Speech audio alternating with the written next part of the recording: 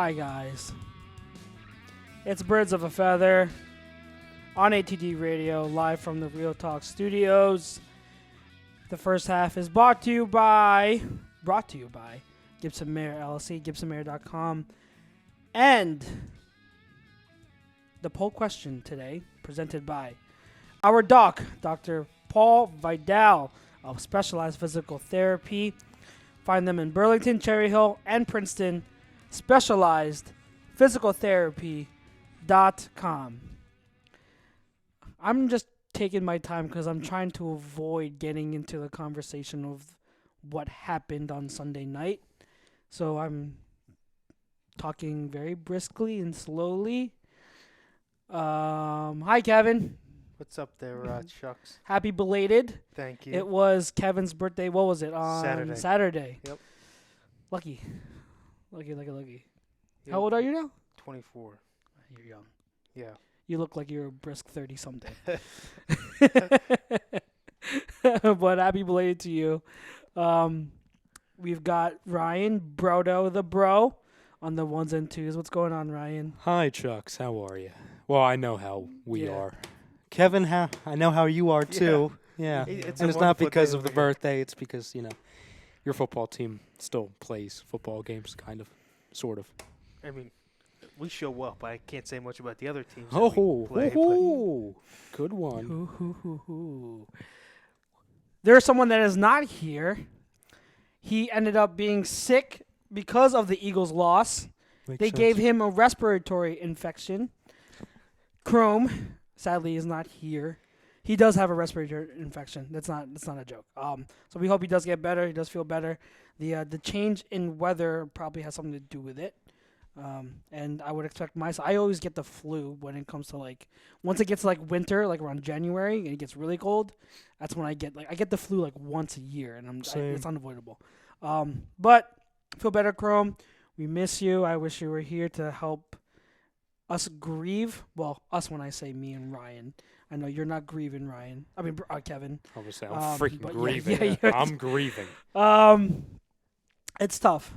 I'm doing better today than I was yesterday, but it's still tough. But I'm going to ask the poll question. I put it out there, and there's a reason why I put it out there. Let me ask it first. The poll question is, the Eagles can still win the NFC East. Agree or disagree?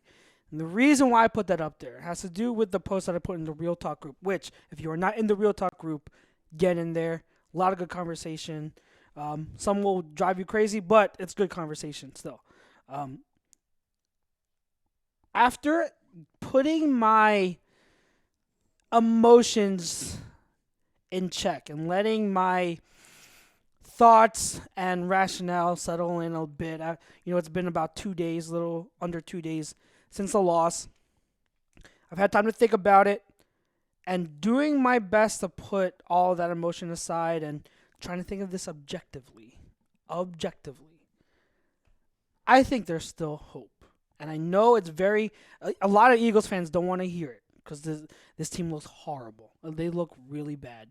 They look lost and they look like they're uninterested. A lot of them do. Not all of them. There are probably a handful of guys that I can say still played hard, but a lot of this team looks without direction. The coaching is bad. A whole bunch of things which we'll get into. But the reality is, one, we've seen them bad before.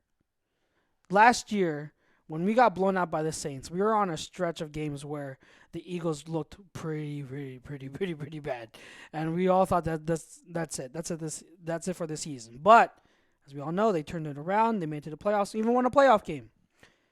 Also, the truth of the matter is, we are only one game out of the division. It doesn't matter if we lost by 30 or 3 to the Cowboys. The fact that it all still counts as one game. We are one game out of the division. And if you look at our schedule, it's more favorable than the Cowboys schedule that they have to finish off the rest of the season. So, that being said, am I saying that it's likely or am I guaranteeing that they turn things around? No.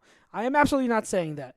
It's very possible the coaching issues don't get fixed. It's very possible that the players continue not to execute or perform, that they continue to get old, and they continue to not play up to what we've seen them or known them to be. And it's very possible there is a lingering and underlying locker room issue that we do not know about fully. And that all could be real. And that all could mean pretty much the downfall of this team and having to essentially rebuild. Not rebuild, that's too harsh of a word. To retool and reshape the roster this offseason. That's very likely too. However, as it stands right now, the Eagles can still win the division. They can turn things around. We've seen crazier things in sports and in football where teams turn their season around to get into the playoffs. And that's all I'm saying. I'm not saying can they win the Super Bowl. No, I'm not saying that. I'm saying can they win the NFC East. And considering all things, and considering we've seen crazier things happen in the NFL and in sports, it is still possible. They still can win the division.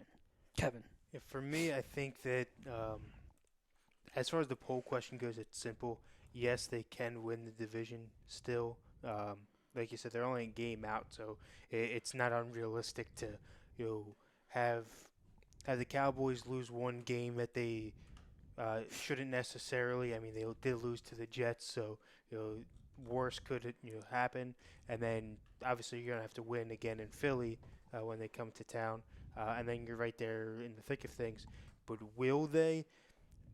I'm going to go out already this early and say no. I don't think they will. Get out. I'm just kidding. Hey. I'm just kidding. I don't think they will because I think that there's going to be too many things that are going to have to more right for them as far as other teams and losses on other people's schedules have to fall in place. And there is wrong for them that they can allow. Because the way that the Patriots defense, not trying to be a homer, I don't see coming to Philly as a challenge. So I see that game as a loss. Oh, yeah, I see it as a loss now, too. Yeah, I see I it. think We're not beating the Patriots. I think that there's no tough game that you could say, okay, a game that I saw as a loss or a potential loss that now we have to go win that can be won with the pieces that you have in place now to turn things around to get that leg up. You have to rely too much on Dallas or someone else coming in and walking through. Well, what games on the schedule did you see as a definite loss that are still definite losses that are unwinnable? Let's go through the schedule. Let's see. So I have it on my keychain. I was gonna say someone was pulling up. I have it right here too. So beyond this, so we have Buffalo. Can we win in Buffalo? And I'm asking you this. I don't think so. You don't think so? No. With Josh Allen throwing the ball as badly as he is. So we went to Buffalo, and we only won by 6 points with the defense we have. Yeah. Having the defensive issues that you guys have, I don't think Josh Allen will have an issue stretching the field. I think he can. Okay, I get what you're saying. Does he do it well? No. He can. He can hit passes. Yeah. He'll be able to hit passes. But what I'm saying is, if there's a game where our defense can at least get a little bit right, it's this game. Like you're talking about a quarterback that is continuing to struggle as a passer. It's ripe for the defense to at least be better than what they've shown the past 2 weeks. But I understand what you're saying. It's going to be tough. And that Bills defense is legit. It's legit, and I get it. And so it's going to be tough. Correct me if I'm wrong, but I think they get Devin Singletary back this week. Okay. So there's another outlet checks pass where you don't necessarily have to stretch deep. Yeah. That went off early in the season, first 2 games. But if your name is not Zeke Elliott, I'm not that scared. As a runner, I'm not that scared of you. No, I mean completely in the pass game. If your quarterback, if you're saying that Allen can't stretch the field, or you're not really afraid of him going off on this defense. Yeah. If you get a guy like Devin Singletary who is their outlet type guy, then there's another element back in the game that a week ago you didn't necessarily have to play. I get it, and I'm not trying to make the case that. I'm not trying to make the case that we're guaranteed to win. I'm just trying to say, I think it's very feasible we go into Buffalo and win. I have a very interesting stat that Adam Lefko on his podcast pointed out that I found very interesting. But Brodo, you had something to say before I get to that. Well, no, I mean, with the schedule thing, I think that's a valid, we can call it a game that we should be playing, because I think the way we answer each of those questions when we talk about, the remaining games determines truly the answer to that poll question. Because I agree that it's a very tough poll question. It seems simple, on the surface, but you're really thinking about it on, say, for example, anybody's answer is no. Then you're basically saying that you're done. You're out. You're completely out. Which I'm not willing to fully say, because number one, we haven't even reached the bye week. We're not even, I don't even think we're halfway through the season yet. We're not halfway through the season. So I'm not going to call anybody insane for saying they're out, because I understand why, and I'm leaning towards that, but I can't fully say I'm out. But if I said at the moment I don't believe the Philadelphia Eagles are going to win the division, then I'm basically saying what I'm afraid to say. So I believe the only way to truly determine whether or not we're going to win the division, and somebody said it was John Malmus. Mm-hmm. It's true. He says winning the NFC East comes down to this week. And I think we all have to ask ourselves with two things. When you look at the schedule with the Eagles, enough with the who wins, who loses, because it's a week-to-week league. Who knows what we're going to look like in week 11 or whatever against the Giants, and what they're going to look like against us. So that's kind of impossible. But to your point, when you're asking Kevin, what we should be asking ourselves is which games we feel good about, we feel confident about.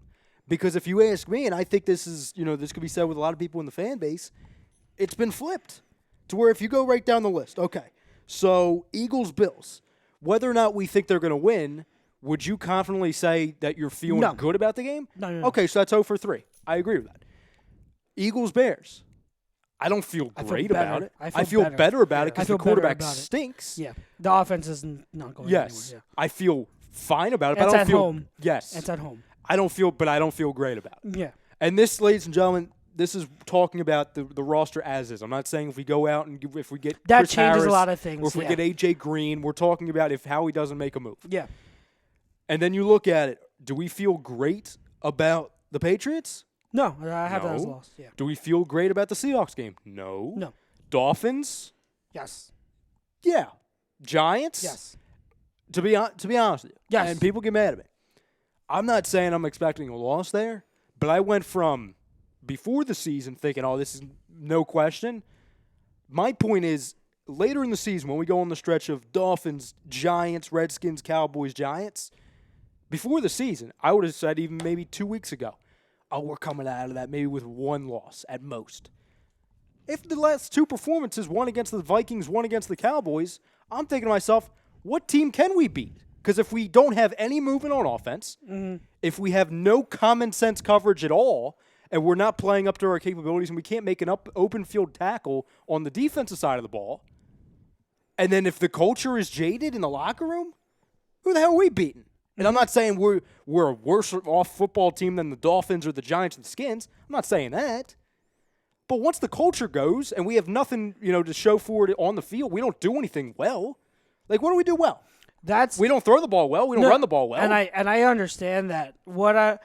I think what I'm trying to say is, if you looking at it as is now, if you're talking about like the team as constructed now and how they're performing now, obviously they're not going to beat anyone except for maybe the Dolphins or the Redskins. Like, we look like a horrible team. We look at a bottom third team in the league. I get that.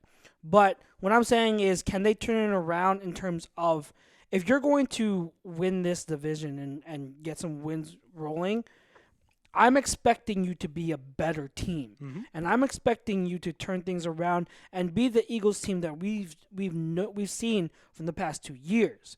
And like I believe Alshon Jeffrey is better than what he's shown. I believe Zach Ertz is better than what he's shown. I believe the offensive line, aside from Jason Kelce and Brandon Brooks, who have still been stellar and one of the very few players who has played on a constant high level all season, I think they're better than what they've shown. Brooks is the best player on the team. But Brooks is the best player on the team. Yeah, it's no question. And he's from Achilles injury. Are you kidding me? Yeah, that's what I'm saying. Like, incredible. It's not even a debate. Brandon Graham, Fletcher Cox, Kamu, our secondary, they're better than what we've seen. Mm-hmm. They haven't executed. I'm not saying all of them are studs. I'm saying there are lapses in execution that they are missing, that they haven't missed and done in years past. So it's all about what we believe is expectation, what they're capable of doing. And I believe that the coaches can be better. So if they turn things around, they are playing better. And you're talking about a similar type of team that we went into the season. Not only us Eagles fans, but a lot of the media and experts too, analysts too, felt was a very talented and deep team. So you're talking about a team that if they turn things around, start to playing to what they're capable of, the coaches start to play what they're capable of coaching to, and make better decisions, better adjustments. We can win not only those last 5 games.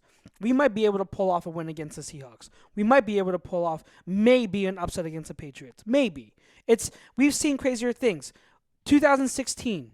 2015, Chip Kelly's final year. No one expected us to go into New England and beat New England. What happened, Kevin, on that night? We beat New England. Yeah, we beat New England. It happens. No one expected the Jets last week to beat the Cowboys, but it happens. This like it's tough because you look at every week. You can say this team is this good, this team is that good because of their record, how they're playing. They will beat that team. But the truth is, the NFL is a week-to-week league. There are upsets every single week. That's why it changes. The landscape changes every single week. So you really don't know who's going to beat who, and that's why I say it's still possible. You don't know in a few weeks how we're expecting this Eagles team to play. So it's up in the air. And again, will Deshaun Jackson be 100%? Probably not. We don't know. But if he comes back and he's like 80, 90%, he's still a deep threat. Maybe that just his presence alone maybe adds enough to this offense to wake them up. Maybe. And I just started doing some film study before the show. I just made a video, and I know, Ryan, you got it, and it's going to be posted tomorrow. They used 2 plays using 21 personnel. And you guys know I've been screaming for that for months. Me 2 too. plays. It happened. And on both plays, and you'll see in the video tomorrow, guys, if you're listening, look out for it on ATD Radio, or if you want to follow my Twitter, big plays. The first one, there was a potential big play to Sanders on that play. On the second one, it led to a touchdown. If the coaches start making better decisions like that, using more 21 personnel, that could create more explosive plays. Stuff like that, little things like that, better execution can lead to a better team. So that's my point. It's hard to forecast now because the Eagles suck. The Eagles absolutely suck, but we don't know how they'll be performing in weeks from now.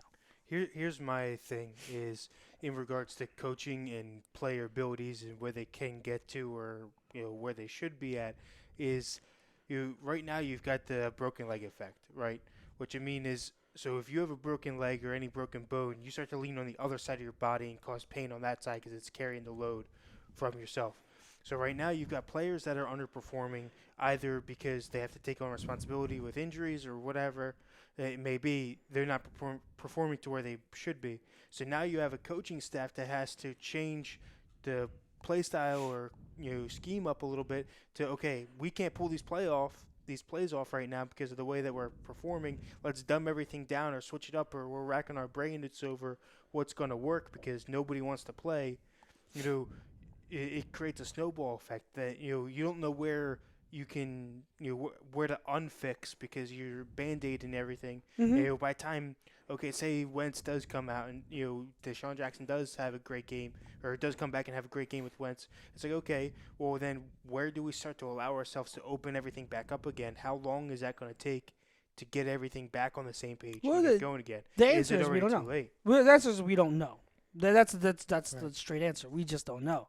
But again, last year, the defense, when we was completely banged up, we went to the Giants game and they were beating our butts in the first half. Malcolm Jenkins, before halftime, makes an interception, goes to Jim Schwartz. You're killing us here. Make it simpler. He wakes Jim Schwartz up, and from that point on, the season has changed. He simplifies the defense.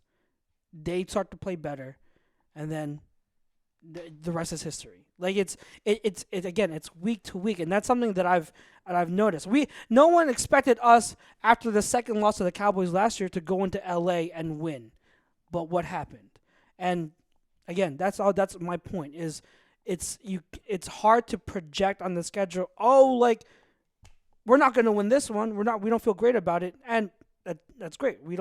That's true. We don't feel great, but we just don't know. We have to take it week by week because how one team looks 1 week can change in 2 weeks, in 3 weeks. You know what's funny too? Mm-hmm. And then, I have a lot of comments I'll read over here too in a second. But when you talk about, projections, when you talk about predicting games, going back to before the season, the crazy thing is that I only had the difference of my prediction. This is when I expect them to be Super Bowl contenders, all that and above.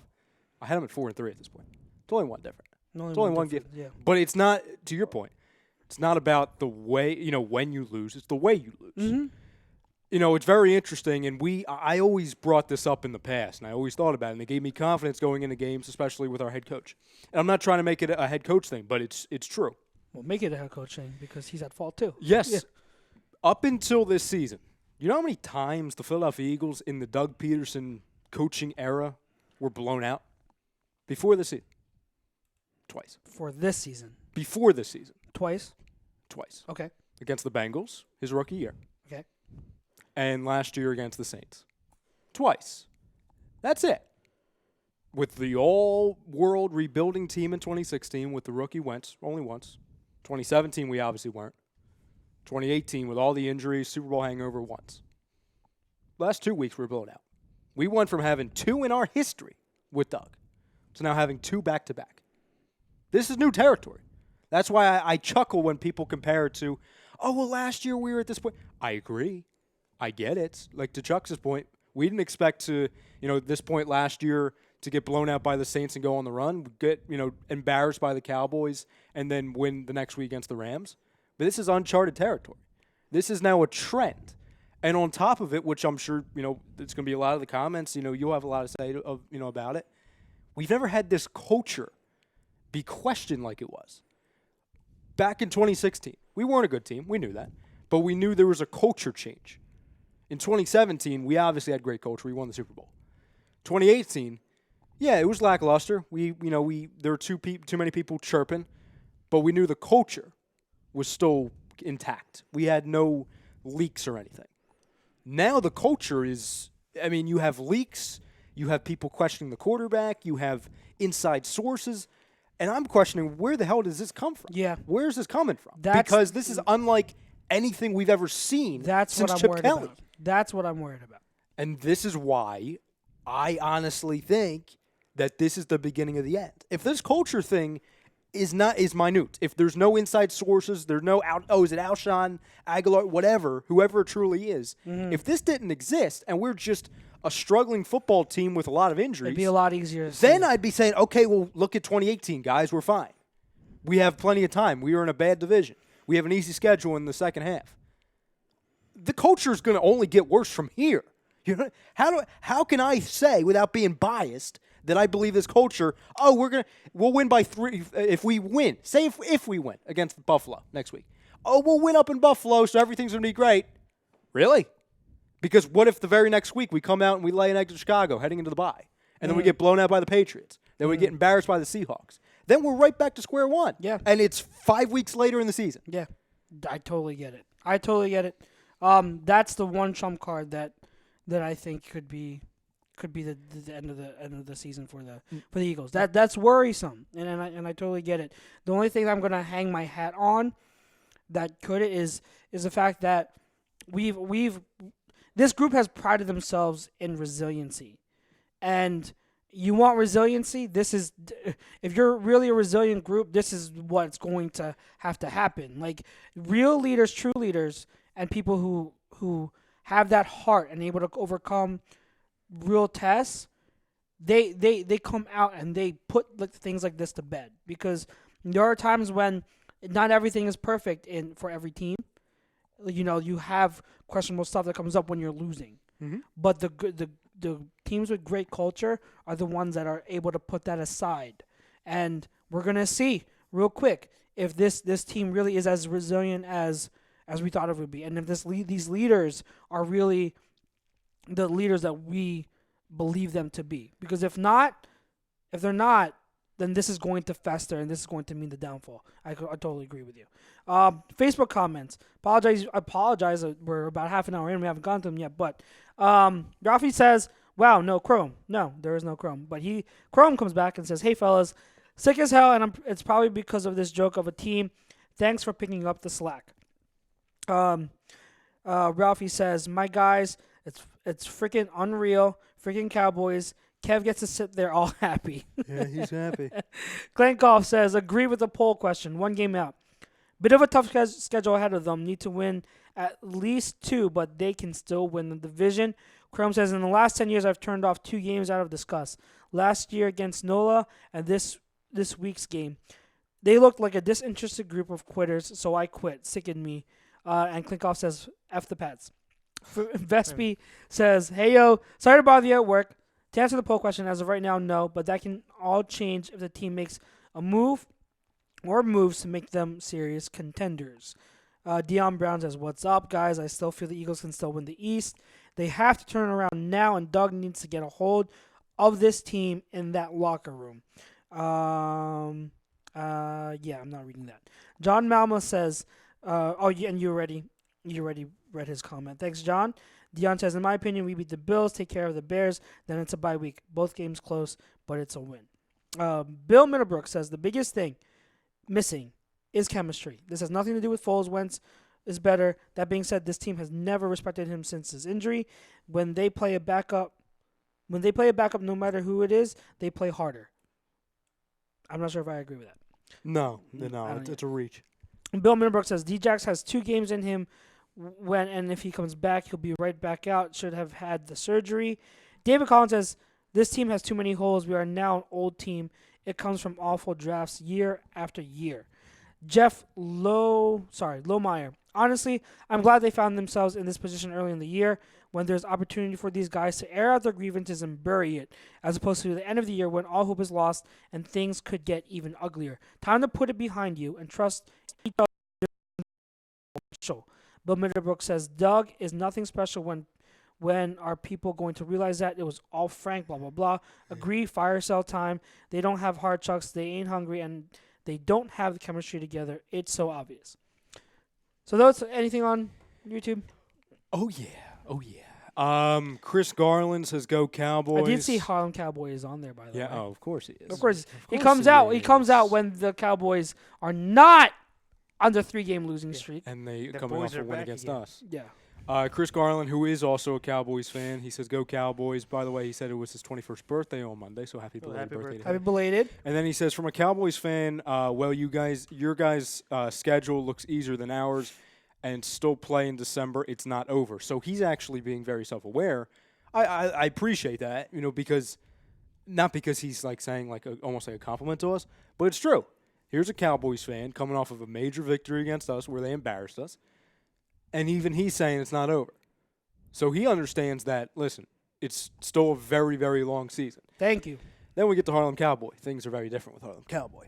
He says, I'm back, fellas. Can I get a how about them Cowboys? Just it. That's as far as I'm because going. if you want that, be here when they lose, not just when they win. Thank you. It's a good point. David Roscoe says Rams will win this Sunday over the Bengals. Yeah, I certainly hope so because, the Bengals. Roscoe, you said Rams would beat the 49ers. What happened? Good. Well, the Bengals aren't really a football team, so maybe he has better luck there. John DeCasanova says, hate to say it, but I think our receiving core is too slow, and we would greatly benefit from adding AB to the roster. Are we there yet? No, we are never going to be there. I'll go Not to AJ, not AB, meaning AJ Green. I'll go there. I'll go with one. I'll go with one of the 2 letters. Yeah. I'll go with AJ, not AB. Not touching AB. No. Go ahead. Then he talks about the culture. He says the culture of the locker room can handle one guy, and to be honest, I think he'd be on his best behavior after getting cut twice with no money. No. John, first off, John, and I appreciate you. I agree with a lot of what you usually say, John. But any other time, as I just said, I would agree with that. In the past, I would say, okay, the culture can handle it. Not that whatever the hell this culture is now, because we can't even handle our own guys. Not at this point. We have Lane, calling guys out after he has a horrible performance. We have Malcolm calling guys out after he's not doing his job. We have Nelson making excuses and calling out the quarterback. We have the anonymous sources, which could be 20 guys or one guy. We got, you know what I'm saying? But we want to add AB to this. Really? Sure, he can catch the ball. Yeah, no. For the 1 week he's here before we get rid of him. AB wants his money. That's all he cares about. Kevin, as a fan of the team that has most recently had him, would you recommend that AB, we inquire about AB? I would say no, because you've got two things going on. Not only the off-the-field stuff that's still not solved, so you're inheriting an issue where you don't know if he'll ever even play, because if he signs, he might be put on the commissioner's list. Yep. So he'll never be on the field anyway. And then B, you can never trust the guy and bring him in and say, hey, we gave you a chance, have our backs in play, because if anything happens, he's going to turn around and then, wait a minute, no, I want my money, go to the league and, try to, file a grievance to get everything back from you like you did with the Patriots. So, wrong me once, whatever the saying is, but 3 times the guy's out. Whatever the saying. Yeah, I can't think of it. Let me ask you Fool this me now. once, shame on yeah, you. Fool me twice, shame Yeah. on me. Yeah, There's the phrase. there's Close enough. there's no third Listen, try. they're like 25-0. He's fine. Okay? Yeah. He's fine.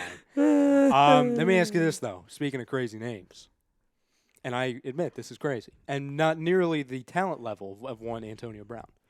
If someone says you're bringing in Des Bryant, you doing it? No. Okay, just He's want to not, check. he's not a speed guy. Okay, I'm just checking. Yeah. We have Can he big catch the ball? bodies.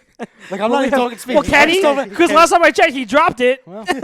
Well, depends on who you ask. We've got some Cowboys guys in here who would beg to differ.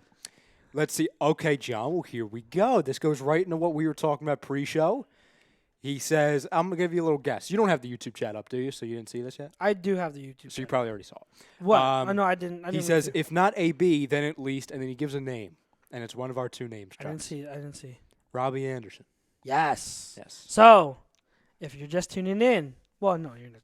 It doesn't matter. We didn't mention it. We didn't mention it either. We mentioned it before the show. But Robbie Anderson from the Jets. That's someone that Howie made a offer for last year during the trade deadline. And he was a restricted free agent after last year. He signed his tender. He will now be an unrestricted free agent at the end of this year, making him expendable. It doesn't seem like the Jets are looking to re-sign him. Could the Eagles now? And also, who is the GM of the Jets? Oh, it's Joey. Joe Douglas. Hey. Think there's a little bit of a prior connection there between our GM and their GM? Maybe a little bit. So, Robbie Anderson. It's an interesting other name, too. It's an interesting name. I think there's a good there's a good chance. I'm saying it makes sense. So you're saying it makes sense. So I'm saying there's a chance. Chance at something. Yeah, chance at something. Jalen Williams pops in. He says, "What's up, fam?" And then this is a great name. Maybe I haven't heard this name yet. I don't even know if he's even available, but I would do it. He says, "What would y'all be willing to give up for Mike Evans?" A lot, but he's not available. What makes? Why would the Bucs read what's on the prop? Although I just pictured him in an Eagles uniform, somebody that can give him the ball at least. Although what? Although I will say that the talent is there. Yes, I don't understand exactly why. It may be a chemistry thing. James Winston stinks. That's why, Kevin. No, well, he's dropped to now. As far as targets goes, their 4th target. You've got Godwin's their number 1 guy. He's actually leading the league in terms of number 1 in terms of stats, not number 1 in terms of talent. Let's be clear here. When defenses plan against the Bucs, they're not planning first against. And I'm a Chris Godwin fan. Right. I've been preaching for him since his rookie year. I'm saying that when they plan against the Bucs, they focus on Mike Evans first, not Chris Godwin. Right, but if I'm the Bucs, I'm saying, well, I don't really need him if I've got technically right now, as far as performance goes, the number 1 receiver and 2 tight ends that can hold their own, which we've taken offers and shut everything down on. He may become expendable. I don't think so, because one, they don't use the 2 tight end a lot, and it hasn't and to to full efficiency. And 2, if they're going to move on from Jameis Winston next year, which they should be doing now, they should have done last year or the year before. They should have done. If they're going to be bringing a new quarterback, that quarterback's going to need all the help he can get. He's going to need supporting cast. You don't get rid of your top receiver, an elite receiver, when you're going to rebuild with a new guy. I'm just gonna say one thing. We're gonna leave it alone, and then you're gonna go to your comment. Yeah. Okay. What if that quarterback is Tom Brady? Go ahead. What were you gonna say? What? We'll talk about it later. Okay. We'll talk about it later. I'm not. Kevin knows where I'm going. Yeah, I know. Go. And But what were you it's gonna say? ridiculous. What were you gonna say? But See, he's getting defensive. He knows. He knows. I lost my train of thought. I You know. ruined everything. I know. My thing is, I ruined everything. it hasn't been. It's not like we haven't seen this before in bad teams to have a fire sale like this. I.e. Dolphins giving away everything. If you already have other pieces there, they may field phone calls and say, hey, give me, if they want a quarterback, they have other pieces that they need to fill. What are you willing to give me for him? But they don't. Would you trade it first for him? It's not like I would, but Howie shows he doesn't want to trade It's for not like they're Jalen not- Ramsey. It's not like two they- first, that is. He doesn't want to give up But two. the Bucks are gonna have a high draft pick. Okay, so do the Dolphins. They have 3 in the Yeah, first but it's 27 you don't need the picks. first overall pick to get an elite talent. Have you seen this draft class coming up? It's loaded. But it is Howie. It's But it loaded. is Howie. He needs as many chances as he can get. Wait. Are we talking about how? Are you talking about the Bucks? I'm talking about Howie. Wait. Okay, you're talking about Howie. I thought you were talking talking about the Bucks trading.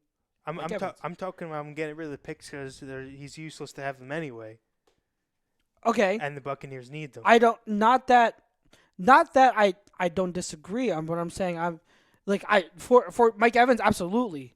So I agree on that. I'm saying if you're the Bucks, why would you do that? I don't.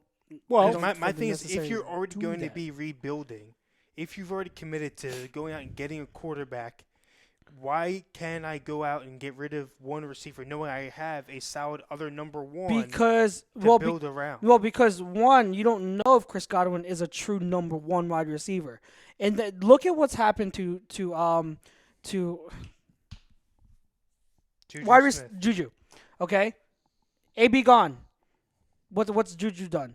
Well, Big Not Ben too going much. too, I was gonna say so- the argument could be he's also on like his 3rd quarterback in Yeah. the last Oh few yeah, no, weeks. but even when Big Ben was still playing the first 3 games of the season, it's struggling. He is struggling. So it's not like you don't get rid of elite talent for draft picks. I see what you're You saying, though. You know what Chuck. I'm saying? You don't. Bad teams do. But they have at a that. new regime there. They've already rebuilding on the Bruce Arians. Bruce Arians is not going to want Mike Evans to go. He's one of the building blocks. Chucks, and I understand your premise, but to be completely fair, I don't know if the Juju Smith-Schuster comparison is completely fair at this point. It could end up being that, I don't think it's completely fair because even when Big Ben and their offense was at 100%, quote unquote, we can't. Number one, it's a small sample size. It's only 2 games. Really, it's only 1 full game, and that 1 full game was against the Patriots. the arguable. It's the best defense in the league. So that was Juju Smith-Schuster first game as number 1 against the best defense on opening night. When statistically in September, everyone is a little bit slower on the offensive side of the ball. I agree, and he hasn't been great with what he's had. Yeah. But I That's fair. completely agree with your premise. Yeah, that's fair. But I just think, to Kevin's point, and listen, am I saying right now, am I proclaiming that they're going to trade Mike Evans and they're going to ship him off here? No, I don't expect that. But the biggest reason why they would is for 2. Number one, they would sell high. And 2, to Kevin's point, if they can't get him the ball, what's the value of him? So on the same thing, if I take that same thought process, you have a team like the Bengals, a little bit worse, but same type of situation. You should be moving on from Andy Dalton, who has never really won anything. Statistically, yeah, okay, I guess, just like Winston as far as yardage goes, because you have to throw when you're down by so much. they're looking to move on from A.J. Green. They've already talked about shopping him around. Do you really think that Boyd and Tate are going to be number ones without having a big receiver? But AJ Green is a lot older than Mike Evans. That's where it's a little different. And two, like, okay, let's not use the Juju compare. That's a little faulty, and I apologize. I stand corrected. But let's look at the Steelers' premise as an offense as a whole as a comparison. Now then, you have Juju. What do you have beyond Juju? Because I believe Juju was a really good receiver. Mm-hmm. I didn't mean to say that he sucks. I'm saying that, like, with him as the only one there now, who do you have? I like Deontay Johnson, but as of right now, he's only a speedy guy. They're struggling with receivers. No matter who is at quarterback, they don't have a lot of receivers. And that's what I was saying is why I was low on them going into the season. If you're the Bucs, you hang your hat on having these skilled players already in place. You have a pretty decent, what's turned out to be a pretty decent running back duo in Ronald Jones, who has played a lot better than I expected him to. So he's starting to emerge. He's a decent running back. Mm-hmm. And then you have Peyton Barber, who's okay. He's solid. So you have running backs there that you can work with. You have two tight ends that you said.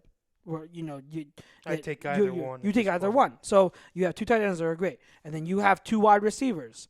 All right? You need, like we did with Wentz in 2016, whoever young quarterback comes in, you need to give him support.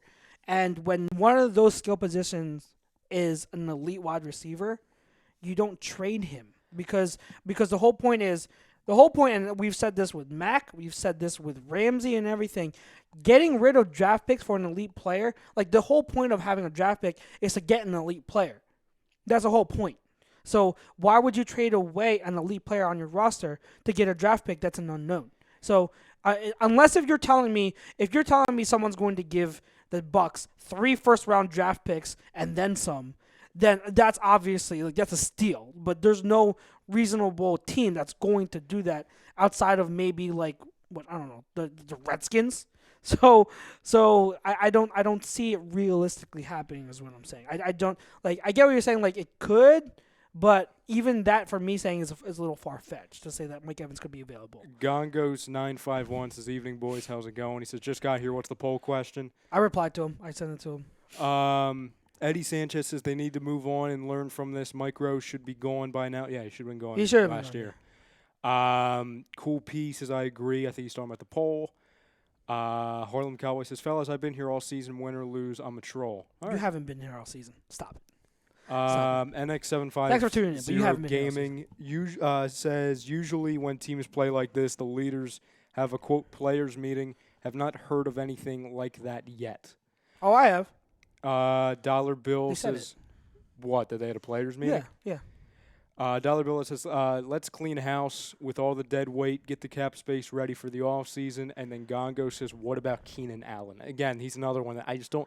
They're not going to be available, guys. They're not going to. And also, again, I love the names. Like, I love the creativity and the discussion points of what would Mike Evans look like on this team? Keenan Allen. Like, I like that. Don't get me wrong. And I love picturing that. But we also have to remember one thing. Howie has shown that he's not necessarily willing to make a big splashy move. He's had the opportunity to, like, 4 times in the last 2 months, and he hasn't done it. So last year and the year before he did. I think this year we can criticize him, and I posted this in the Real Talk group. We can criticize him for not getting Ramsey. We can criticize him for not getting Clowney. We can criticize him for not getting Minka. Mm-hmm. That's completely fair. Yeah. And I've criticized him for not pulling the trigger on those moves. But you can't say that he's sitting around not trying to pull off a deal when he's constantly in reports that the Eagles are in on this guy or trying to negotiate this guy. Like, he's just because he's not pulling the trigger on other guys outside of those 3 doesn't mean he's not trying. It's a matter of, like, we talk about the Emmanuel Sanders trade, and I know that Bill Mitterbrook says in the comments, how about those Niners? And I want to talk about the Niners trade for Emmanuel Sanders later on the Niners side. But on the Eagles side, a lot of people are mad that we didn't get Emmanuel Sanders. Well, hello. Aren't we one of the oldest teams in the league? There hasn't been a complaint all week or several weeks? They're the third oldest. Third oldest team in the league. So you want to trade for a 32-year-old wide receiver to count on him next to your 32 32. I think Deshaun's 32. 32-year-old 31. 31-year-old wide receiver. But he's moving that's like hurt. he's 50 right now. So, like, and He's not really considering moving at all. now, I was all for getting Emmanuel Sanders, but not for the price tag that the Niners gave up. They gave up a third-round pick and a fourth-round pick, I believe. And they got Back a fifth.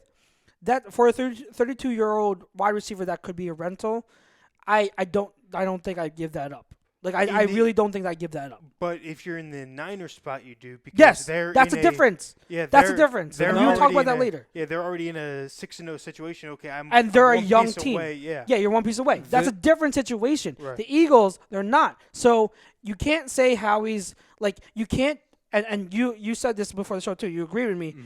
When every single trade comes up, you can't use every single trade and go, why didn't Howie make this trade? Why didn't Howie make this trade? Yeah. Like you got to look at each trade as its own and say, all right, I hate that he didn't do this, or I'm good that he didn't do this. Now, while you are correct, and I did say that, and I agree with that premise, here's what I'm not going to do, okay? I'm not going to crown the guy. I'm not saying you're crowning him. I'm not going to crown the guy for looking into Emmanuel Sanders, Chris Harris, Jalen. I'm not going to crown him for doing that because that's him doing his job. That's I'm just not crowning doing. him. That's doing. No. I'm not saying you're doing this, but people out there are saying, "Oh well, Howie's trying. Howie's." Yeah, that's what a general manager is supposed to do. It's called doing your due diligence. That's what you're supposed to be doing. Which Howie does. Yes. That Howie does his due diligence. So I'm not going to crown him. I'm not going to give him a pass. I'm not going to come in and say, "Oh well, at least he's calling. At least he's trying." Because that's what every GM should be doing. When somebody like Jalen Ramsey hits the market, and there's even discussions, you make the call. Whether you're the Patriots, the Eagles, or the friggin' Dolphins, you make the call. Well, to your point, do you think, now I ask both of you guys this, do you think they're being aggressive or shopping enough? Because right now, if you look at the Patriots, they made a move last night or early this morning. They went out and got Sanu. Who I would have loved. But I didn't hear anything about Sanu being on the market. There was also reports where they came out and they were looking to get into O.J. Howard, A.J. Green, Eifert. They signed a corner to the special teams. Hell, they looked at Aguilar. Ravens. They looked at Aguilar. They looked at They call every team. Every Monday, I think that's their to-do list. Sits down, nice cup of coffee. Let me look at everybody's roster. I'll call on every single player that may be at a little bit of value. So what was your question, though? Do you think they're being aggressive enough in talks with other teams versus because they're going after the guys that are saying the teams are saying, hey, this guy's available and calling them? Are they going out and looking at other pieces and saying and enticing teams into a trade? I'll just flip it. I'll completely flip it. I'm not saying it's an example of not being aggressive enough. It's an example of them overvaluating the wrong things.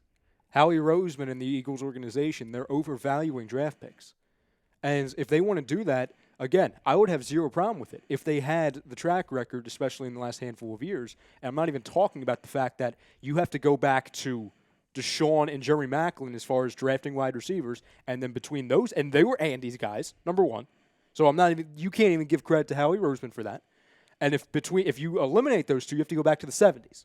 Okay? So you're overvaluing draft picks. You're not willing to give up draft picks because you're projected to have like 12, 13 draft picks this coming year.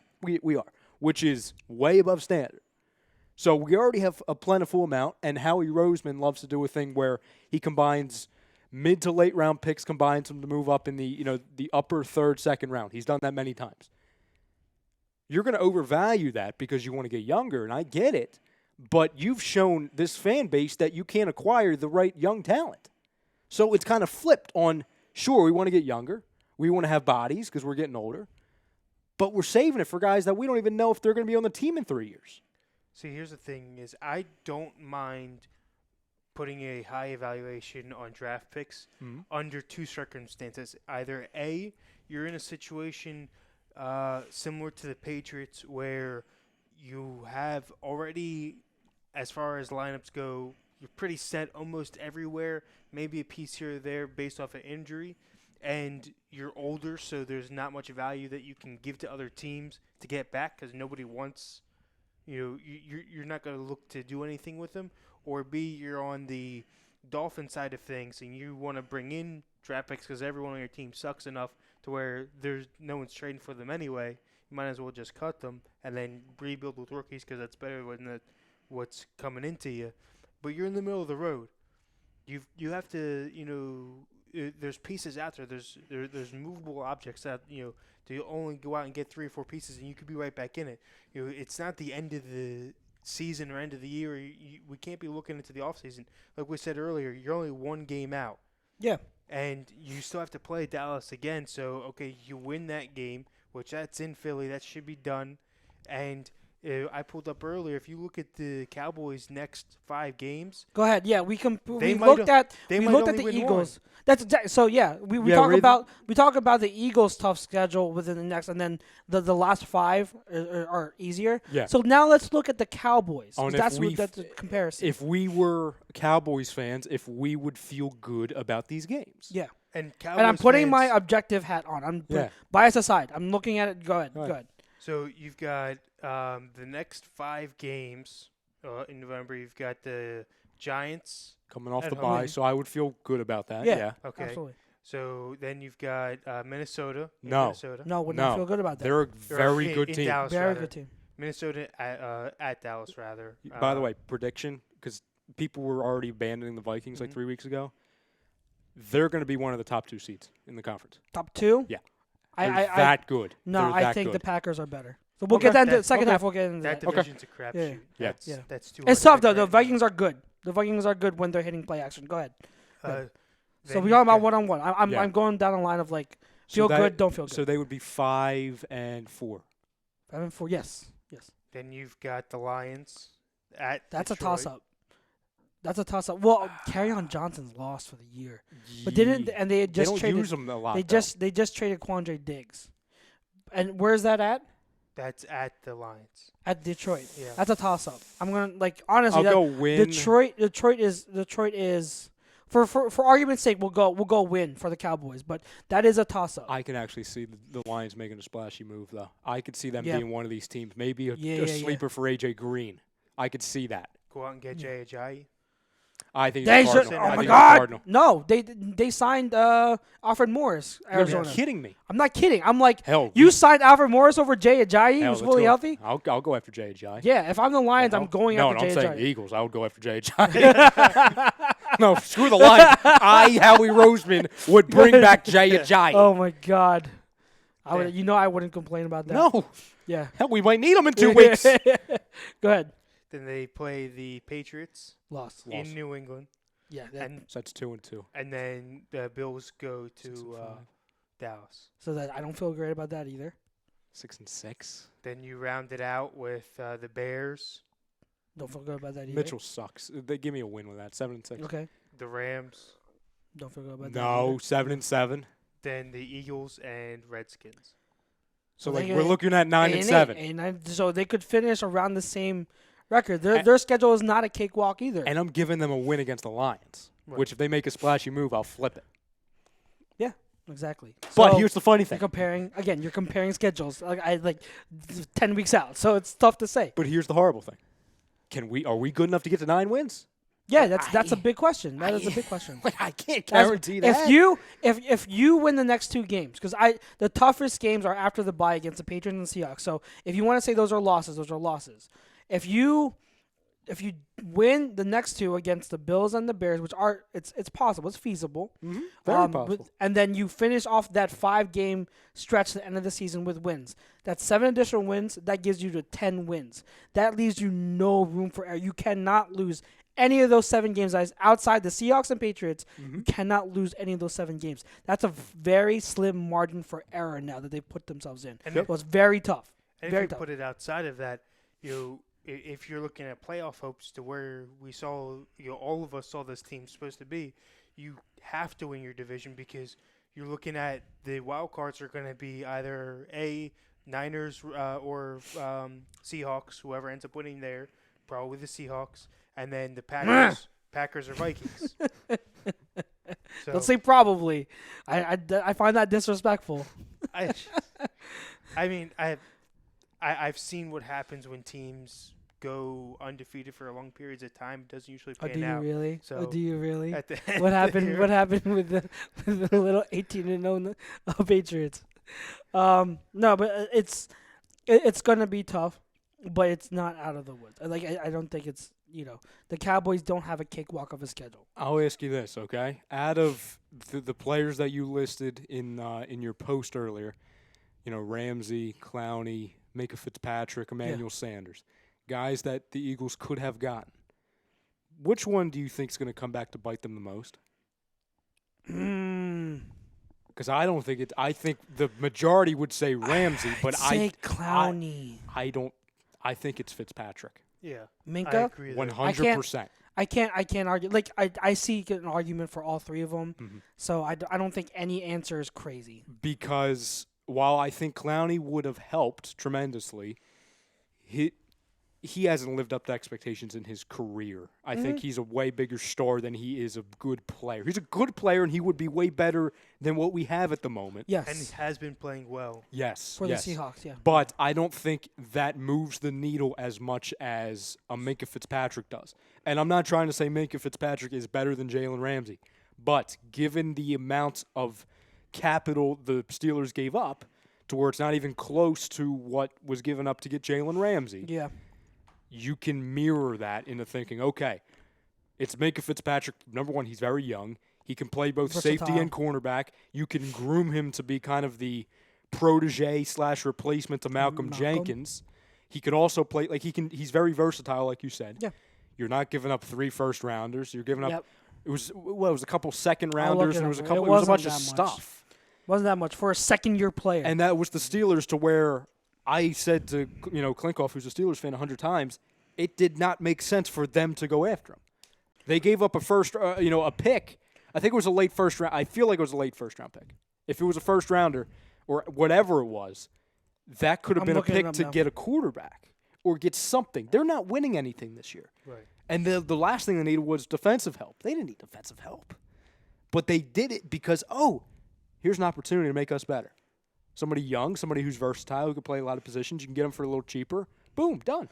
Essentially, it was a first-round pick because it was Miami gave up Minka along with a 2024 and a 2021 7th round in exchange for a first, a 5th-round pick, and a 6th-round pick. Nothing. That's you're like those latter picks. They're all just a wishy-washy. Like to me. Yes. So essentially, you're looking at a first-round pick for Minka Fitzpatrick, who was a first-round pick. So to me that's absolutely. And he's what, 23? He's young. He's like 23. Yeah. He's in his second year of playing. Mm-hmm. Second year. I was high on Minka last year. Jeff Lohmeyer says try and make an offer for Trufant in Atlanta. Yeah, I've heard that. Atlanta, yeah. I mean, how old is Desmond? I don't even know. I forget how old he is, but possibly. I mean, it doesn't like put me out of my seat. But I mean, listen, if you're Howie, you got to be looking at the teams like the Titans. Like I said, that's why I talked about Corey Davis and Adoree Jackson. Yeah, you got to be looking at teams like the Bengals, the Broncos, obviously again. You got to be looking at Atlanta. Teams that suck. Teams that absolutely suck. Absolutely. It sucks that you can't look at all these other teams right now because there's a lot of teams that are kind of in the bubble right now. He's 29. That's not bad. No. I mean, he's a good corner. I'm not going to go on very good corner. I'm not going to go on a parade for him. But, again, there's any names that people bring up, it's going to be really bad if I say no. For trade, if depending on what you trade for him, if you can get like a mid-round pick for Desmond Trufant who's 29, I don't even know his contract situation. If it's not in his last year of his contract, that's a good deal. I would absolutely take him. I want to ask you guys in the fam a question, and then fam, because I know we're going to break in a couple, so feel free to put it in the comments. Give me, and whether you want to answer now or on the other side or whatever, give me one player, whether you think he's available. Let's say realistically available, okay? So don't say friggin' Christian McCaffrey or anything crazy. Saquon Barkley. If you can go into Howie Roseman's mind and target one player to trade for that you think, A, is realistic to get, and B, would be tremendous help to a football team like the Eagles in a position we need, who would that player be? Is it Chris Harris? Is it A.J. Green? Is it somebody in between? So that's what I want from you guys in the fam. Just to give, and you should give me 2 answers, actually, Kev. One for the Eagles, and then one for the Patriots. Okay. You know what I mean? So I will. I'll see your 2 trades and raise you a combo package. I want Goddard for J.C. Jackson. Stop. No. I'll give you No, Ertz. no, What will you give me for Ertz? No. Let's make a deal. Sell me. For Ertz, Yeah. I don't want him. Oh, Don't want F him. you. really? F you. He We're- comes. we're- He we're comes already- with his. He we're- comes The with his Patriot wife. guy won't okay? even take him now. You We're get already not only old and Zach, hurt but you there. get his wife. Yeah, Julie. why don't you want him? We're already old and hurt at the position. I You mean, don't I'm not- like Julie? We had to bring a guy out You of don't like retirement Julie twice. Ertz? We had to What do you bring a guy have out of against retirement women's twice. soccer? Well, first off, First off, nothing. the only thing Zach Ertz has done well is stayed healthy. So that's number one. No, So- I said old and hurt. How is he old? Yeah, he's not old. He's not old. And don't be like, He's oh, not compared old. to Dallas Goddard. The Patriots. He's only been in the league for like 6 years. Well, I am going to compare him. If He's if I've got the option- 28. Now, He's not old. come on. now. Compared to what I want. If you think what you want, Bill want Goddard. Belichick would Exactly. absolutely I take want Zach Goddard. Ertz. He That's would what be I want. perfect for you Yeah. guys. A possession friggin' tight end. He can't run a lot. He'll always be open, kinda. He doesn't really get open anymore. But that's not our problem. It could be your problem. He'll cry after losses. Drew Holiday. But hey, you guys don't lose a lot, so maybe he won't cry anymore. I mean, we don't lose at all, apparently. So this he won't season. have to cry anymore. He's a great I crier was in the being locker mean room. to Ertz. I don't love want- Ertz. I know I'm being mean. Catch the freaking ball. Or just get open. Do something. I know you just fall down when you actually catch the ball. You So guys just aren't- try and catch the ball. You guys aren't even using Goddard. You should just give We're him not to using us. anybody. Exactly. Who are we using? Just give him We're to not us. even using anybody. We're not asking trading Carson to Goddard. throw for 2 We're not yards. That's trading the Goddard. no. We're not there's no way we're thi- trading Goddard. this Just is share him. this We'll is give why I him lose back. my freaking mind. Timeshare. Yeah, I might do that actually. I might do that. Well, You we've split done, half we've done the it twice. We've done it twice now that I can remember. Timeshare? And we had Asante Samuel twice. You had him in between, and we had Patrick Chung twice. You guys had him Asante in Samuel went back to the Patriots? I believe so for a year. I believe so. You can double I check. wonder that. why- know that. I wonder what Samuel's doing these days. I don't I know. don't know. Can we take him? I might give him a call. I might give him a call. While you're at it, can we call Sheldon Brown and Lito Shepard? Harlem Cowboy says we will take Dallas for cornerback Jamal Lewis. What? Huh? Is that what he wants? Is that what he's saying he wants? Jamal Lewis? I What? don't Trade Dallas for Lewis. And then Gongo says Chandler Jones. No, Mm. no. Realistically, He's old said. though. Yeah, no. He's old though. We just Jeff got him back. Lohmeyer He's says older. Patrick Peterson. They're not trading him, man. Did you see that we offered a first on Aguilar for him and they declined it? He's like, listen, we know Aguilar stinks. Yeah, but All you have to do is show him the highlight of Aguilar 2 years ago against the Cardinals. That's why I think he didn't go. When he's That's cool, why I though. think he didn't go after that ball. No, I'm being dead serious. I'm being dead serious. That you didn't go after the ball against the Cowboys. Yes, Why? because he didn't like the trade. He didn't like that he was getting traded. Oh, okay. You know I mean, it's- I'm not, I at this point. guarantee. At this point, I'm not. Yeah. I'm not gonna. If we got anything. geniuses in here guaranteeing that they don't play for Carson Wentz, if we're reaching there, I'll reach one further. Nelson Aguilar didn't die for that ball because he saw the trade report. I'll do it. I'm not arguing against Soft. it. At this point, I'm not arguing against it. Can't. I'm not. probably I'm true. I'm really. I'll not. say it is true. Okay. You have. Just I'll act like I I have don't know. sources. I like I talked to him on the phone. at this point. At this you point, know, he I told just me personally. Yeah, sad. allegedly, yes. allegedly. All right, we have break. Yes. Yeah. Okay. So, guys, if you are still here, we've got a lot more talk. As you can see, we're not really talking a lot about the loss because we kind of don't want to. So we're talking about trades with the trade deadline coming up. We will also talk about all the trades that have been happening in the league. A lot to talk about. I want to talk about that because I didn't watch many of the games on. No, actually, no, I lied. I did. So we'll get into NFL stuff. Talk about more trades that happened. Definitely have to talk about the Emmanuel Sanders trade. We didn't even talk about the. We didn't get a chance to talk about the. I'm sorry. What the? Did we talk about the Marcus Peters trade here? No. No, we did. We did. Last okay. week, yeah. Okay. So we'll talk about all the trades that have been happening around the league. We'll preview the Eagles-Bills matchup a little bit and other stuff. Whatever you guys want to talk about. Because I just don't want to talk about that loss. I really don't. I don't. NFL contenders or anything else? pretenders? How about that? Sure, little game. we'll yeah, I like a that. little halfway through All the right. season contenders. So or tune in for pretenders. the second half. Again, quick break. maybe 5, maybe 10 minutes most. I want to see all of you back here for the second half. Our first half was brought to you again by Gibson Mayer LLC and our doc, Paul Vidal of Specialized Physical Therapy. All right, live from the Real Talk Studios. This is Birds of a Feather. We'll be back in a few minutes. See you soon.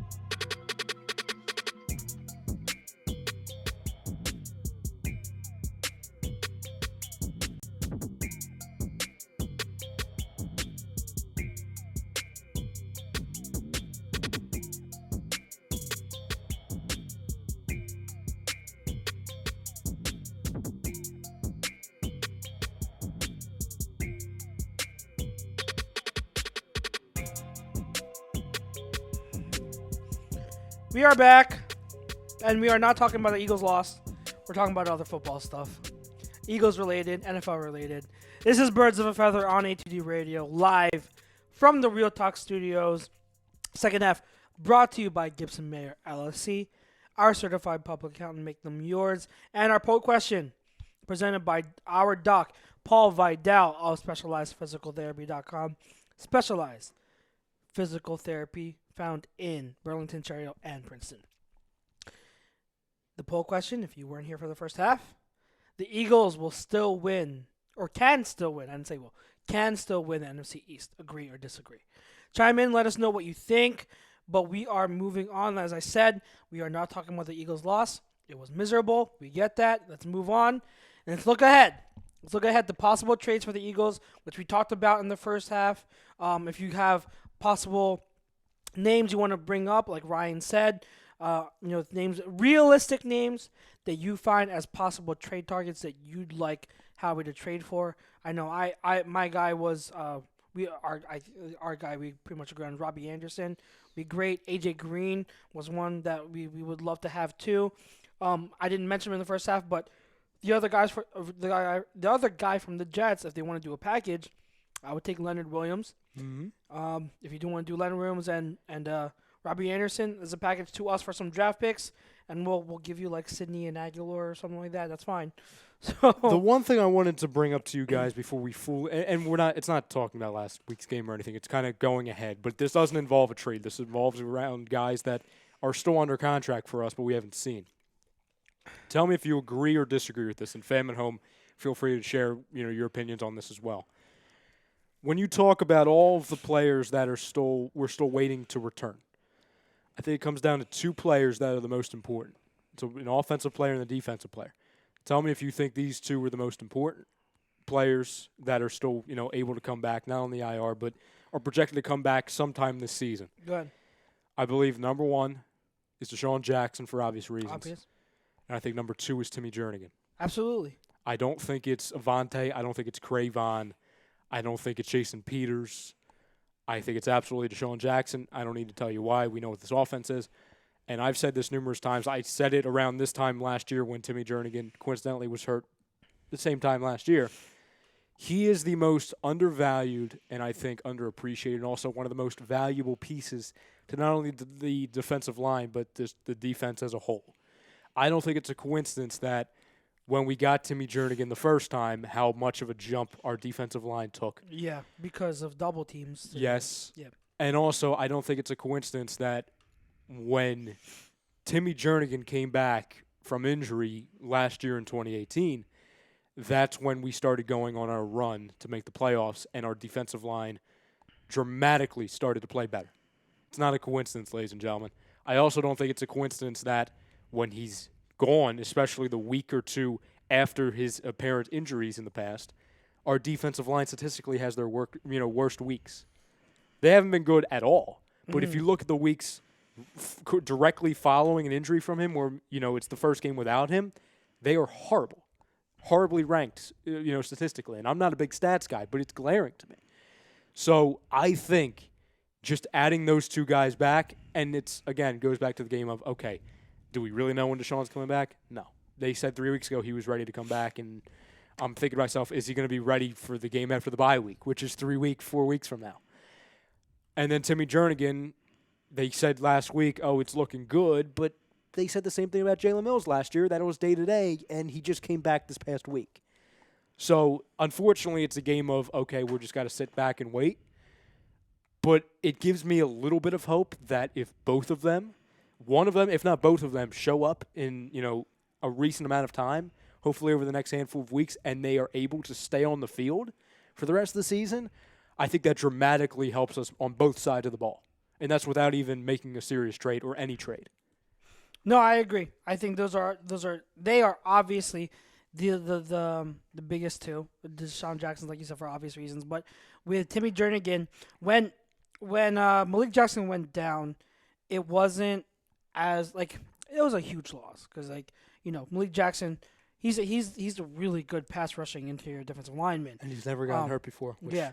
No, our luck. Yeah. But Timmy Jernigan at full strength. That's the key word because When Timmy Jernigan got hurt later in the year, that's when his production went down. Yep. And then last year, he still wasn't absolutely fully healthy, so it wasn't the Timmy Jernigan we know. Timmy Jernigan at full health absolutely adds something to this defensive line. And the defensive line needs to get, we all know Jim Schwartz's scheme. It is very heavily reliant on the front four. So if that front four is not getting pressure, everything else falls apart. And so Timmy Jernigan coming back, absolutely important. I think close third behind them is Avonte Maddox, though, because I think if you're able to seal up the outsides with solid play from Mills, and then occasional solid play from Rasul Douglas, or Darby, whichever one. There's a match, whatever, on the outside, and you plug in Avonte Maddox as the mainstay in the slot, you're talking something we can kind of work with. I'm not saying that I wouldn't welcome a trade or an upgrade in talent. Don't get me wrong. But if you're not going to, I mean, we've done worse than Mills and Darby / Rasul. At this point, I'd rather have, if Darby's fully healthy. This is the pretense. If he is fully healthy and he has that speed back, you give me Darby and Mills on the outside with Avonte Maddox in the middle, you can work with that. And I will be okay. Please don't crucify me, guys. Don't say oh no, because I'm not saying we are great with them. I'm saying we can work with them. We're passable with them when we have a passable pass rush. Yes, when we're passable, and that's why I think. And when you have neither, and you have injuries to where Jalen Mills, not Ramsey, Jalen Mills and obviously Darby aren't on the field, and we have Sidney Jones, who flat out sucks, and fill in the blank Orlando Scandrick out there. Yeah. And then our defensive line is hurt and not getting to the quarterback and not even pressuring the quarterback. That equates to what we've seen the last 3 weeks. Yeah. Bar none. Well, I will say that. Go ahead, you first. The thing is, I would agree that it's doable and it can work, but the thing is longevity with that, because you are going to need Deshaun back, because that is specifically your bend but don't break. You're going to have to put up 27 points a game. Absolutely. Game in, game out. Absolutely. Which this offense can. Yeah. But you're not at health enough to do it, to say those pieces I can work with. Yeah. Because you're not putting up enough points to work with them. We're getting those guys back. Deshaun, Maddox, and Timmy Jernigan. And Cravon. And Cravon. Well, Cravon is back this week apparently. Really? Yeah, that's what I just heard. Is he eligible to play? I believe so, but I'm not 100% sure. That's refreshing. Maybe next week he is. I think after 8 weeks, but we'll see. Bye, but okay. You get those guys back. Peters comes back, and I know how we all feel. I know certain people feel about Peters, but Dillard he's still a work in progress. If Peters is healthy, he's the better player right now. So I that's just the truth. I'm not saying that Peters needs to be signed next year. I'm saying that right now, this moment in this season, Peters is the better player. Here's the thing, though, Chucks. Unless Dillard flat out sucks the next 2 weeks, I don't think we ever see Jason Peters play again. We'll see. Because I don't see them, and I get it. Can you make the argument that Peters is better than a rookie Dillard right now? Of course. That's not. I mean, you're not idiotic by saying that. But I don't see them flip-flopping with a kid that is the clear future when they could have easily have had an in-season kind of transition. Again, if Dillard sucks, then this conversation is minute, obviously. But if he is good, if he is passive, I'm not even saying passable. If he does a good job over the next 2 weeks, we don't see Jason Peters again. We'll see. I mean, I could argue against it, but you could absolutely be right. I think the fact that it's Jason Peters and he hasn't had, besides the fact that he got hurt again, when he's on the field, he's been good. He's been solid. He's played very well. And I think people are forgetting that, and they just automatically assume that because he's old and he's getting hurt here and there that he sucks. No, he's been good. He's been fine. Would you think about trading him, by the way? Peters? If he was healthy? No. Okay. Is there any value there? There's no value there. Left tackle? For what you can – well, I mean, for 1 year, I mean – for a team that's trying to win a I Super also Bowl.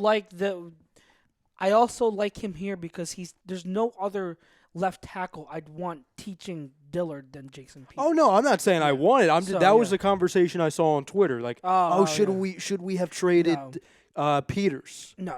Yeah, I don't trade Peters. But back to my original point is you get those guys back, right? You're getting those back. You get those 4 back, those main 4 guys, and LeBlanc. Sorry, I'll say 5. Mm-hmm. Getting those back, and let's put this on the pretense that we remain relatively healthy the rest of the year. Like no major starters get seriously injured the rest of the year. And then what if Howie is able to trade for at least one more player, like either Robbie Anderson or Leonard Williams or both? Now you're talking. Now you're starting to talking where you're getting healthy guys back, and we might be able to get into a groove. Well, But and the roster doesn't look as bleak. But again, to what we were all saying, like it also depends on coaching. It also depends on, the internal. What's up, Big Daddy? It also depends on whether this internal noise is legit. If it's a real problem.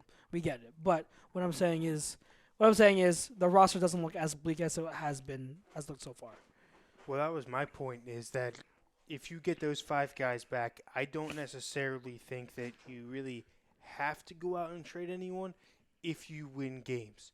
Because regardless of, the inside sources or who's complaining about who, what solves all of that? Winning games. Yeah. You're not talking if you're winning games. Yeah, if you're winning a game, it goes away. Yeah. It goes away. If they start to get those guys back, you beat the Bills, you win, you go into the bye, call the Patriots. The Bears, yeah. Beat the Bears. Call the Patriots a loss right now anyway. Mm-hmm. That's fine. That's fine. Regardless of depending on who comes back. The 7 right now, pretty much the 7 games right. that I outlined. If you can start winning, if you start to win those games, I don't think you necessarily need to go get anybody because again, you only have a week. The trade deadline's next week. Yeah, right? yeah. So if I'm Howie, I'm almost putting dependability back on my team and say, hey, look. But can you take that risk? Because like you said, the trade deadline's next week. That means there's only 1 game. So you have to measure it up. If you're going to go play down to the wire, are you willing to? You only have 1 game to make that decision. Are you going to? I look at it this way. I say, can I put all the eggs in my basket and say that those guys are gonna all come back healthy and all play to whether? No, but am I willing to? Yes, because that turns around and says to my team, okay, I believe in who we have right now. This is who we came in the season with. We said we were going to be back as Super Bowl contenders. I'm sticking to that. If we all get back hitting and healthy and we're playing, this is the team I'm riding with. And you light that fire from the top down and get rid of that the underlying issues in the locker room versus saying, oh, by the way, I know I'm supposed to be getting these 5 guys back, but just in case I brought in the safety blanket, I'm bringing somebody else in because I don't know if you guys can perform anyway. That's a good argument. I would say that I can see him doing that, but it depends on what we can, like what we would have to give up for who we can get. Like Robbie Anderson is still young. From my measure, I'm pretty sure Leonard Williams is still young. Yeah. You get a package like that from the Jets, again, and I'm not saying it'll happen. This is all speculation. But if you get something like that, a defensive lineman to now, it makes up, and in getting Leonard Williams makes up what you lost in Malik Jackson, and getting Robbie Anderson upgrades you from what you have in Aguilar. Right, and then you get Deshaun Jackson back. You're upgrading your team even further, and they are both young pieces. They're not rentals. Like they're young pieces. This is all a pretense that if you're getting them, you're re-signing them to contracts. Like Robbie Anderson, I know he's a free agent for next year, but he's young enough. You got to re-sign him. Well, but what is he though? What is he? Deep threat. He's a deep threat. Yeah. What do we need? Deep threat. And don't give me, ladies and gentlemen. Oh, we have Deshaun. Do we have Deshaun? Yeah. Do we have Deshaun? This is my point. We had him for 1 week because we have gone this long without him because we relied on a 31-year-old wide receiver to remain healthy. Are you willing to take that chance again, even if he comes back? And it's been reported, Doug had said that he's not going to be 100%. Nope. No, I want, and if you have a chance to go back, well, not go back, but if you have a chance to now correct that now, your mistake, what you overlooked in the offseason by giving insurance, by adding another speedy wideout, you do it. Robbie Anderson makes too much sense. But here's the thing: is now with guys like Sanders and Sanu off the board, is the value of whatever's left is going to be much higher, regardless of their capabilities. You mean and the their asking talent. price? Right. Yeah, no, that's a fair question, So and that's why I said like it depends on like the price and like what you're giving up for. I also believe that if you make a trade, I'm not saying you need to make a blockbuster, but if you make a trade of note, I think it also changes the effect of the chemistry in the locker room. I think that it could actually fix the quote-unquote culture issues in the locker room at the moment. Because one of the culture issues, one of the big-time, quote-unquote, it's one of the sources, if you want to call it Alshon, if you don't want to believe it, whatever, one of them were based off of the Eagles not going out and getting Ramsey. I think if you do make a move for a Robbie Anderson or a Harris or in a Corey Jack's Davis. life. Yeah, well, In because Jack's- it's the GM showing the team, okay, we still believe in this team. If you go status quo and if you don't bring in anybody of note or of any talent by the deadline, well, then you're not showing confidence in this team. And people at home, don't give me, they truly believe that the roster intact can still win a Super Bowl. Stop it. Stop. Look what the addition of Ajayi did in 2017. Yes, look what Golden Tate did, and that was a bad trade, but still. Ajayi added it let the roster know that hey, we are all in for this year, and adding Ajayi helped bring us that Super Bowl. Like, look outside of what he did. Like, he didn't do too much in the Super Bowl game, but in those games leading at the end of the season and in the playoff games at home, he played a big role, huge role in those wins. So that was an absolute necessary and pivotal move for Howie in 2017. And so a move like that for a guy like Robbie Anderson would be very helpful. On a lighter note, because we have 30 minutes left, you want to do a little contender or pretender? Let's do it. We'll But switch it up? before we get into that, Yeah. I want to get two trades. Well, was it 4 trades happened? Garyon Conley got traded to the Houston Texans for a 5th, I believe. Mm-hmm. The Patriots traded a 2nd for Mohamed Sanu. He'll be a star there. The Niners traded a 3rd and a 4th for Sanders and I think it was a 5th. Yep. And then the Lions just traded Quandre Diggs to the Seahawks for a 7th round pick, I believe, or something like that. No, for a 5th round pick, and they also threw in a 7th round pick. The Lions threw in a 7th round pick, conditional. So out of those 4 trades, I want to talk about 2 real quick because we do have Kevin here. Your thoughts on the Mohamed Sanu trade? Because that is I will say like it makes sense, but then a 2nd round pick is high for a guy like Sanu. But like, do you think that was worth it considering, what you're getting? You're getting the N'Keal Harry back, but See, my thing is that I've never been high on Sanu because I think that he's always underperformed in comparison to what he could have. If you look at guys that are opposite of big number ones, like a Will Fuller or a Juju next to Antonio Brown, they've outperformed Sanu next to Julio. So I think that there's more that could have been done there. With that being said, I think that we are that one piece away, so I'm okay with giving up a 2nd round pick, which we don't normally draft in anyway. We usually draft or trade back into the draft, and we take 3rd, 4th, and 5th round picks. So I'm okay with it. I get it. But the question mark is who is left on the team once Harry comes in, and how the ball's spread around is. Are you going to use him now? Are you going to use Sanu now with everyone else coming back healthy to get the value back out of a 2nd round pick? So we'll have to see. yeah, I hear you. Do know that with Sanu on the team, Tom Brady is now the 2nd best deep thrower in the team. Well, Edelman also does.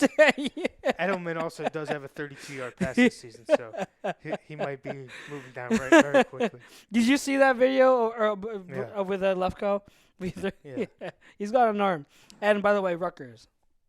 I'm a Rutgers fan, so Ooh, sadly. he's got ties to the McCourty twins. Exactly. And Steve Belichick. Belichick loves Rutgers players for some reason. Belichick went there. Steve Belichick, his son.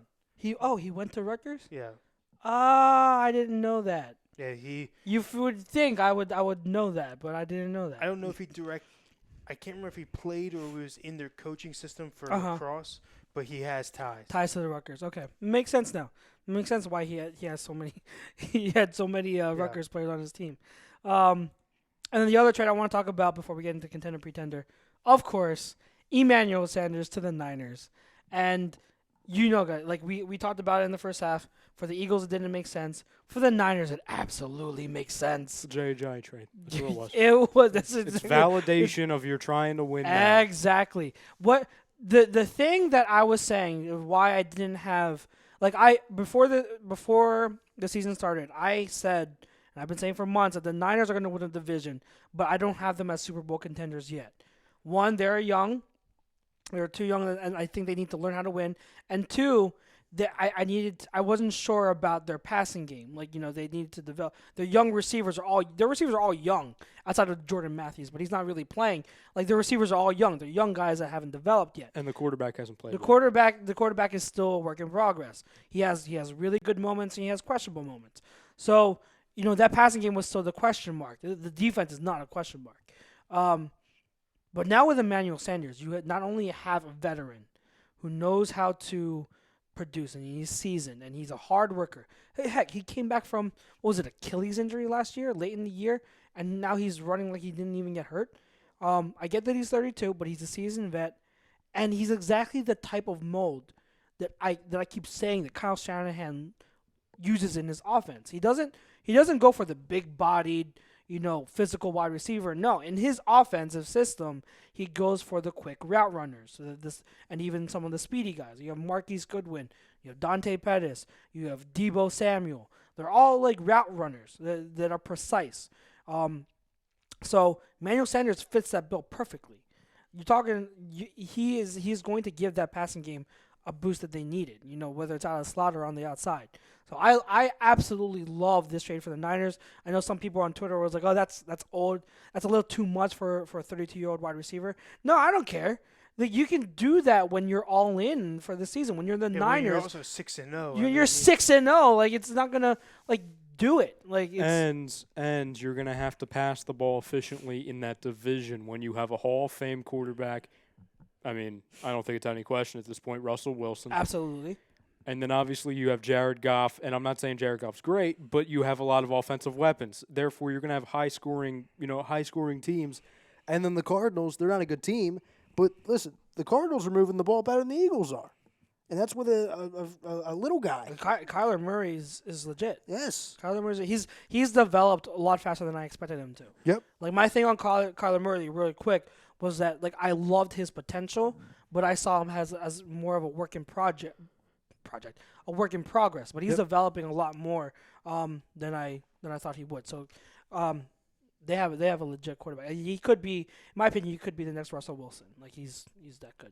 But yeah, that's my thought on the Niners. The Niners, depending on how the passing game develops over the next few weeks, I honestly might put them as a legit Super Bowl contender. It all depends on how that works out. Which led to my pipe dream. I want to see both the Belichick QB room guys and Garoppolo and Brady play for the undefeated Super Bowl. Both teams go. Oh my God, I would be cheering so hard for the Niners.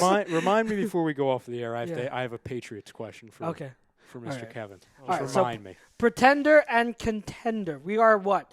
7. We're in week 8, but most games teams, in. Yeah. 7 games. People play 7 games, so we're getting to halfway. You start to see what these teams are. This is the time of the year where you finally start to see who they really are. Yes. So, fam, whether you're here over on YouTube or Facebook, play along with us. We're going to go team by team. You just tell us if you think they're a contender or a pretender.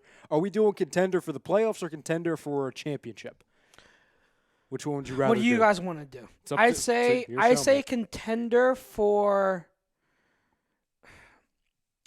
a playoff run. A playoff run. A playoff run. So multiple wins in the playoffs. Yeah, that's the caveat. If you can do you can make a run or if you can make a run and you're capable of winning at some point of at least winning a game in the playoff. Okay. And making noise like that. If you're a team that can sneak in as a wild card, but you don't see them competing against the thing, that's really pointless. But if you're good enough to win a game or two in the playoffs. Sound good, Kevin? Sounds Sounds good. good. Let's go. All right, let me hit the thingy here. Okay. We'll begin in the AFC. Your division. We'll start with your team. The easiest answer of them all. God, just go on. Move on. Come on. New England Patriots, contender or... I know, it's pretender. Move on. Oh, No, it's Yeah. contender.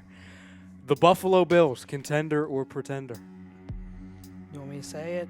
I said it last week. I'll say it again. I'm going to say pretender. Pretender. I don't believe in the QB. Pretender. I don't But think they'll they probably look like a contender against us this week. I don't think they can.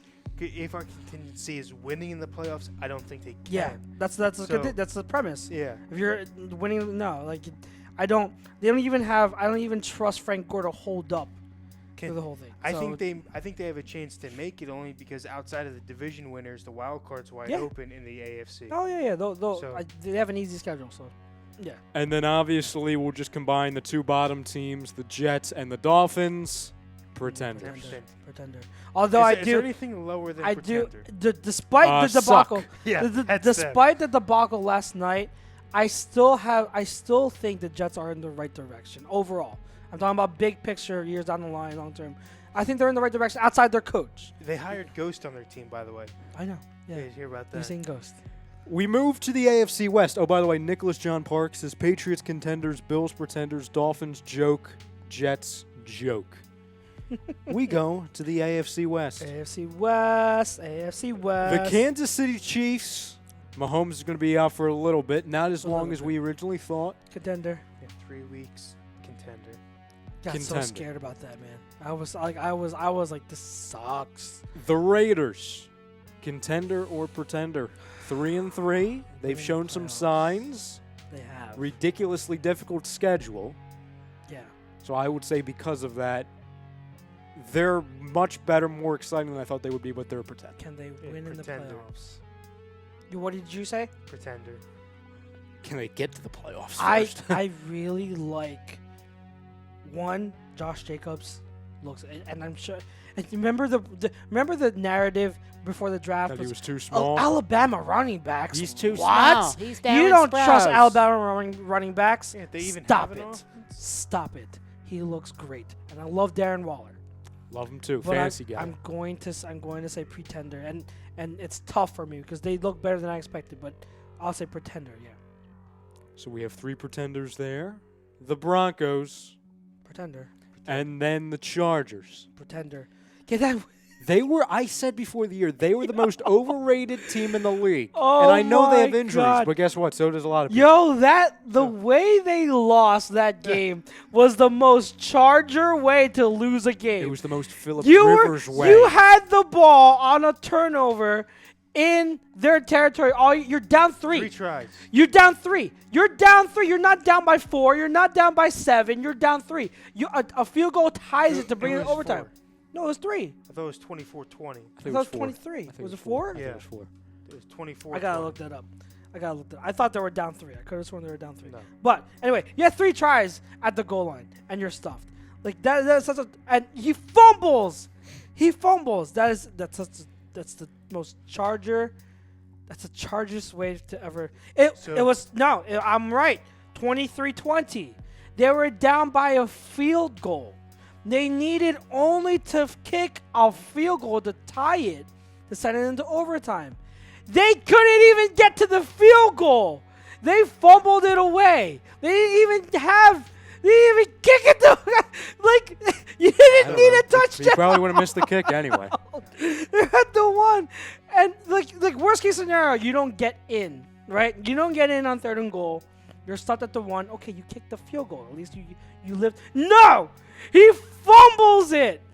Oh my God. I couldn't believe it. Sorry, I just thought I was dying laughing. The watching AFC North, the Ravens. that. Our contender. So, first off, to answer the Chargers question, I'm going to go contender. What? think- Please don't tell me. Well, you're gonna tell me that safety is gonna come back in time to save them? What No, the hell are so- you talking about? I think that they can be, like I said, as far as wild card teams go, our contingency was winning a game. I think that with the wild card in the AFC being a lot more wide open than the NFC, they could potentially sneak in, especially if Melvin Gordon gets back to being Melvin Gordon, and win a game. Okay. All right. I guess I can understand that. Oh, hell no, I can't. Hell no. What's the record now, though? 2-5. They're 2-5, though. Like, they have to be able to get to the wild card. Okay, and so are the Browns. Well, what else out there is the Browns, not trash? The Browns are overrated. Well, the AFC, you have the AFC South, which is you have was it 3 or 4 teams that are all like in that mediocre record, correct? Am I wrong? What, the South? AFC South. Well, I mean, you got the Colts and the Texans. The other Colts, two Texans, suck. but what the Titans' record? I could have Oh, sworn no, they suck. They're like 3-4 or something. But they're a game ahead of the Chargers. And then you have what's the other? The Jaguars. Jaguars are what? Are they? Don't they have 3 wins? The Jaguars. What I'm saying is they're both 3-4. The Titans and the Jaguars. As of right now, they are playing. They are a game ahead of the Chargers, and they're playing. You could argue that the Titans and especially the Jaguars are playing better than the Chargers have. Yeah, so I'll do this. I'll pull up the playoff picture. I don't know if I've ever pulled up the playoff picture this early in the year before. So if the playoffs started today, in week 8. if the playoffs started today, the 2 wild card teams would be the Bills and the Colts. I'm talking about the Bills making a wild card, and again, I said the AFC South. Then the Raiders would be the 7th seed. The Jaguars, the Titans, the Browns, Steelers, Broncos, Chargers, Jets, Dolphins, Bengals. Yeah, the Chargers have way too much of a hill to climb, and they're the 13th seed. Yeah. I get what you're saying. If they were around the 500 record and they were legit in contention for a wild card, then I'd be like, okay, contender because they have the talent to win a game. But their record is too far. They don't have a good enough record to competing for a wild card as of right now. This is the way I see it. By the way, there's a chance. I guess. By the way, I'm wrong. The Texans would be the wild card. The Colts are leading the division at the moment because they have one game in hand. Yeah. Colts. Go. All right. Anyway. Resuming AFC. What are we on? AFC North, right? Anyway, we are back on the AFC North. The Ravens we all have as contenders. Kevin. As much as I hate to say it, yes. I was gonna say if you have the Chargers as contenders but not the Ravens, somebody help. You gotta. The Browns. Pretender. Steelers. Pretender. And then the Bengals suck. The Colts. Contender. How about them? Huh? Love it. Oh look! Oh, who's their head coach? Oh, Frank Reich. We had him before, right? Maybe. I think so. Sounds familiar. A long time ago. Yeah. Long time. Texans. Contender because of Deshaun Watson. I don't like their head coach, but if you're gonna tell me they're gonna get in the wild card, can they win a playoff game? They can. Because of Deshaun Watson. This is where I struggle. Because of the talent and obviously the quarterback on the team, I want to say contender. But there have been so many times that I've said contender with the Texans, and they have lost in the first round of the playoffs. Yeah, I know. And it's Bill O'Brien because he's horrible. So I'm going to say pretender because I know that they've got a tougher schedule left to go as far as AFC matchup goes. Mm-hmm. They still have to come play the Patriots. So I'm going to say pretender because for the same reasons why I don't want to put Lamar Jackson and the Ravens up there as far as longevity with mobile quarterbacks and not having much else to go to. Also losing Will Fuller for at least a couple games. I don't know if they put him on IR. They're getting Kenny Stills back though. I mean, I'd rather have Fuller, but I didn't say that I wouldn't. I said, but I'll take both of them. I'll take Eagles. I'll take both of them. Kenny Stills is still a good deep threat. Do they want Aguilar? I'll take him. I'll take Kenny Stills. I'll take Kenny Stills. Yeah. So I'll take DeAndre Carter. He's still there, right? Yes, he is. I'll take him. I'll bring him back. Oh my God! We could use him on punt returns. Oh, he was good as a punt returner. Hell, he can probably be our wide receiver 1 right now. I didn't say that out loud, did I? The Jaguars 3-4. Pretender, but I like that, man. I like them. They're a pretender. They're a pretender. And the Titans, as hard as it for me to say, they are pretender. Even with Tannehill. So Nicholas John Parks gives his full contender pretender for the AFC. He says Ravens contender, Steelers pretender, Bengals joke, Browns frauds, Chiefs contender, Chargers pretender, Raiders pretender, Broncos that ship has sailed, the Colts contender, Texans pretender, and in parentheses says don't see them going far in the playoffs if they get there, and then the Titans and the Jaguars as a pretender, and Ravens as a contender for Bill says they are a sleeper. Now let's go to the NFC. We'll start over with Chuck's second favorite team in the world. That is the 49ers. Contender. Super Bowl contenders. Ooh. Yep. Oh, yeah. Do we have to, put, a special label on that for, Super Bowl contenders? If you want, I mean. If you want to, I'm just going out Patriots on a limb right now. All right, so let's jump back real quick. Out of the AFC, who are the Super Bowl contenders? Patriots, yes. Chiefs and Patriots. That's it? Colts. That's it? I don't even put the Colts up there. Oh, man. Can I just say Colts. one? Can I just say Colts. Patriots? Yeah, that's. Can I just say one? No, I maybe I'm higher than the Colts than most people, but man, I've seen enough of Jacoby Brissett to say that. Yeah, I'll go Colts. I'll put it this way: if you would say that, do you have confidence of them going to New England in December, January to win that game? Then, yes. Yes. Well, one, yeah, but I mean, if you're gonna really say who has a good chance of going into New England, no one. No one, no team in the AFC is going to be favored going into New England. I'm not saying favored. I'm saying, hey, this could be at least a decent game, and the Colts have a shot. Yes. After seeing what the Colts did in Arrowhead against the Chiefs, yes, absolutely. That elite offensive line with a quarterback that doesn't make a lot of mistakes, and a scheme of Frank Reich leading the scheme. That Frank Reich, who was there when we beat the Patriots in the Super Bowl. I'm not rubbing that in. I'm saying that as a fact. He has experience playing the Patriots and a defense that makes plays. They can win in New England. I say Super Bowl contender. What team did Brissett play on before the Colts? The Patriots. Oh. Well, I would use play loosely. I mean, he played a game there. Yeah. Well, learn under. But then you could say the same with Jimmy G. They learned under the Patriots. It could be a benefit to them. So I'm going to say those three in the AFC are Super Bowl contenders. So we have the 49ers as a contender. Wait, Ravens. I'm going to say Ravens. I'm not. I'm going to say Ravens. I'm not. Patriots would demolish them. Well, we play them in 2 weeks, so we'll see. Yeah. I don't know about demolish. When you I think Lamar will get exposed. The one weakness that and you have to admit this, when it comes to their defense, playing anyone, and historically, I'm not talking about specifically this year, I'm saying historically. Historically, the Patriots defenses have a little bit more of an issue against mobile quarterbacks because they don't know how to defend out of structure. So Lamar Jackson, he makes play you're talking about. This is like the new Michael Vick, except Lamar Jackson has shown improvement as a passer that Michael Vick has only shown in 1 year in his whole career.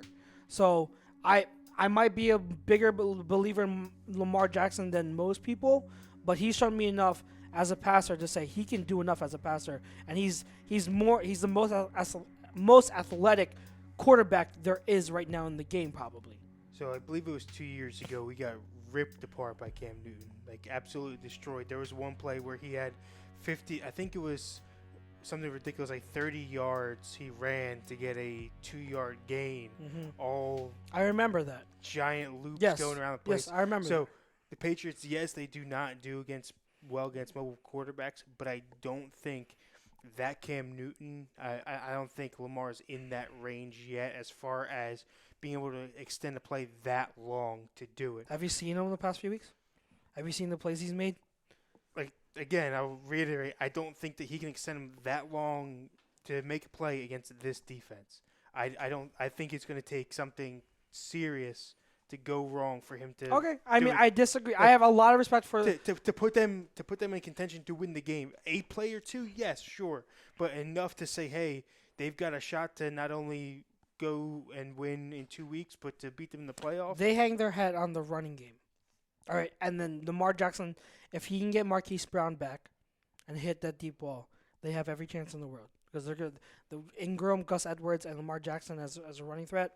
They have a chance. Remember when the Ravens before with Ray Rice went to New England and beat you guys? It's the same formula.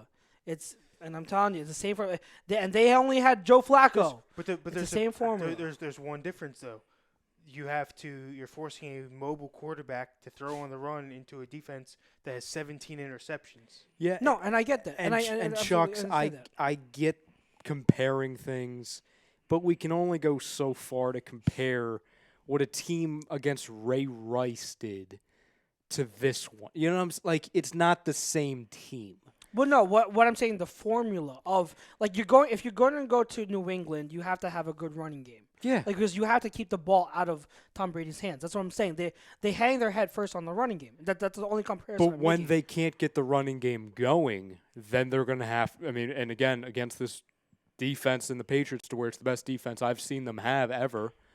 So When they can't, when they can't get their running game going, they're going to then quickly have to rely on Lamar, who I believe is way better than he was originally planned to be. But I think if there's anybody in the league, any coach, any team that's going to expose Lamar, it's the Patriots. But then if you're gonna say take away the running game, well then you can say the same for the Colts. But we just said I just made the case for the Colts because they have an elite offensive line and a great running game. No, because I think the Colts are way more efficient on both sides of the football. They may be way more efficient. I think the Ravens rely on a little bit more trick artistry. I think also But it works. we're talking about It works, just not against Patriots. We're talking about the Patriots defense too, and they've been absolutely amazing. But again, if we're going to put context into it, they've been amazing against what teams?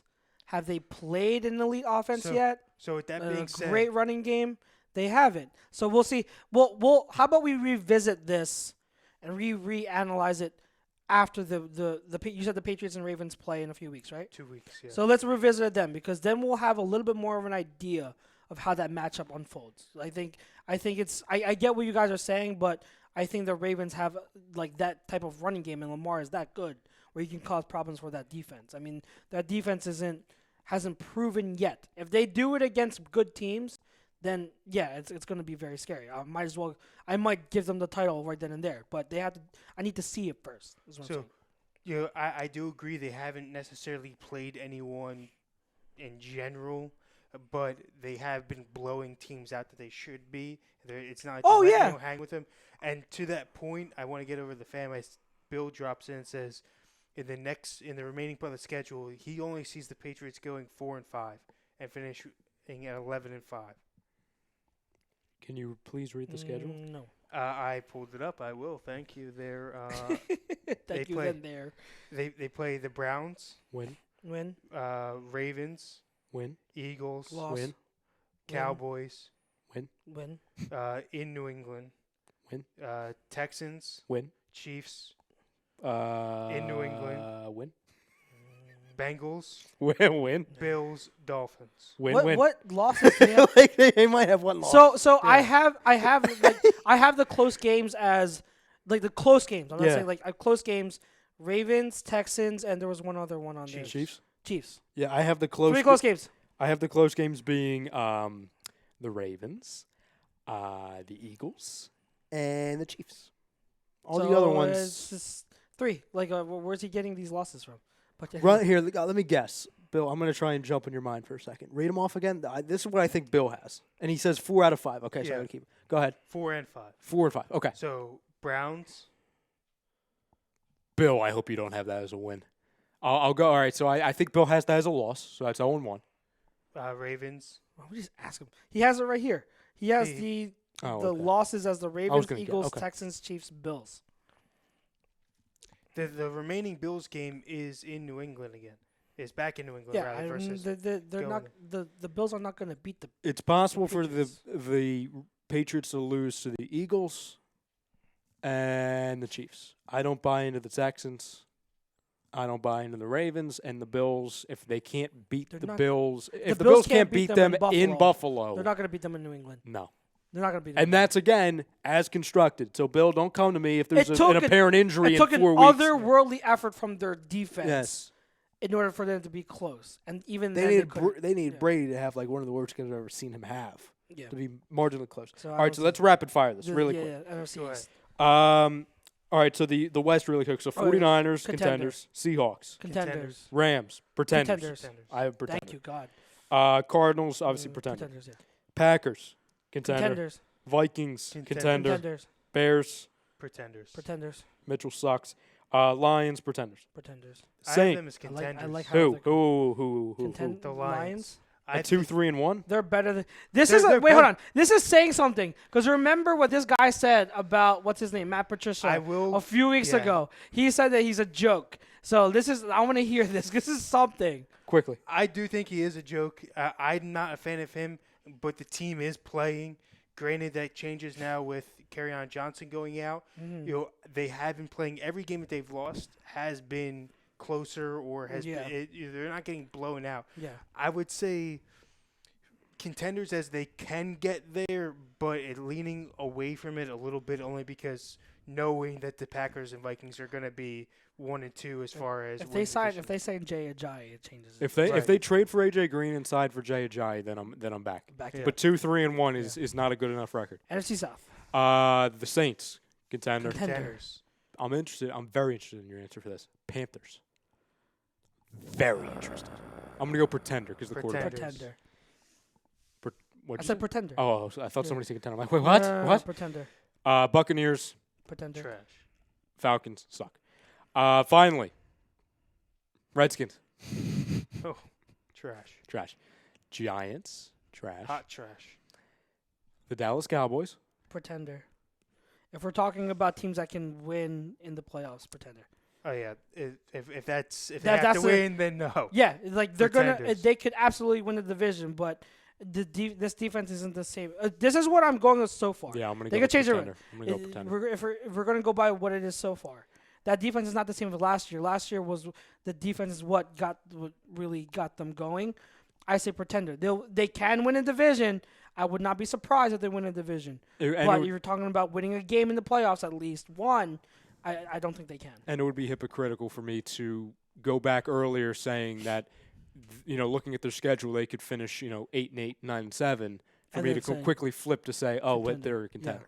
Yeah. And finally, the Philadelphia Eagles, As of right now, as constructed, pretender. pretender. Pretender. Yeah, pretender. Prove me wrong this week, fellas. Anything for no huddle, real quick, rapid fire, nothing. I'll say really quick, 2 seconds. I'm not predicting it. I'm not saying I heard it. Just throwing it into the universe, okay? Same thing as I said last week on what if the Bears trade for Cam Newton? What would that look like? So you hear Adam Schefter last night on Monday Night Football talk about how Tom Brady is selling his house, his trainer is selling his house, and there's a growing belief up in New England that he could no longer be on the Patriots after this coming year, after this year, and that doesn't necessarily mean retirement. So you start thinking about, okay, which teams would be in line to get a Tom Brady if he was available? And I said, just throwing it out there, what if he landed on the Tampa Bay Buccaneers? He'd be going to a team with a veteran head coach, a team with massive weapons on the offensive side of the ball. Also, warm weather, good place to bring Giselle as far as your pre-retirement part of your career. Also, an NFC South that is kind of up in the air right now, especially when Drew Brees moves on. You have Cam Newton, who's probably going to be out of the division. I see them moving on from them. And the Atlanta Falcons, Matt Ryan's getting above age, so they're kind of at the beginning of a transitional period in that division. It's interesting. I would say that they would be one of the teams if he moved. Tom Brady on the Buccaneers, it sounds stupid, but it might not be as crazy as you may believe. I think he's retiring before Yeah. going. If the Patriots are going to get rid of him, I think he retires. Okay. That's my opinion. I think I'm sticking to it. I think that the Patriots still play the Saints, and I think that both quarterbacks retire after we get our 7th ring. Okay. And if I had to lean one way, I would agree with that. But if he played on a team that wasn't the Patriots, I think the Buccaneers are one of the options. Imagine him going to the Colts. With him in that freaking Imagine uniform. going to the Oh, and the Colts. Imagine going to the Colts. God. Peyton's old Poor house. Jacoby, he lost out the job to Tom Brady again. Swap quarterbacks again. Some quarterbacks again. Seriously, what other team, like in 30 seconds, which other team would make sense for Tom? No. 49ers. 49ers. Swap, I'm talking It's about funny. swap Funny swap it's- quarterbacks. Yeah, I would. That's where he grew up. Do you Send him think back they would to- do that with Garoppolo? Think they would move off of Garoppolo for a 2-year Tom For Brady? Tom Brady? For a 2-year Tom Brady.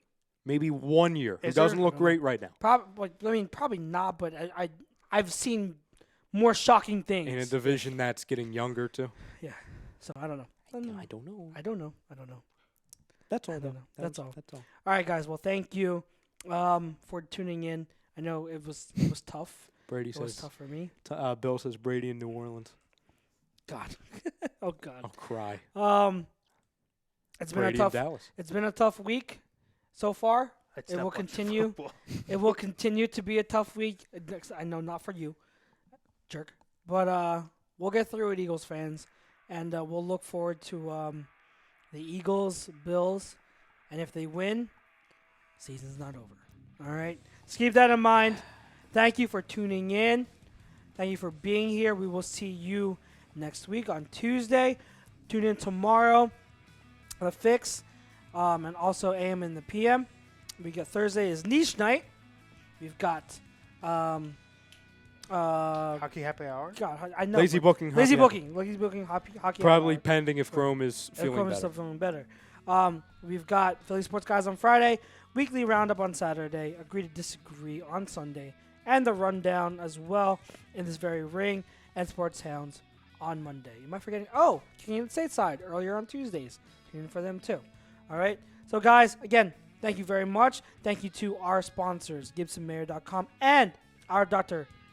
Paul Vidal of Specialized Physical Therapy. We will see you next week. Fly Eagles fly still. Keep your hopes up. We got this, guys. Have a good week.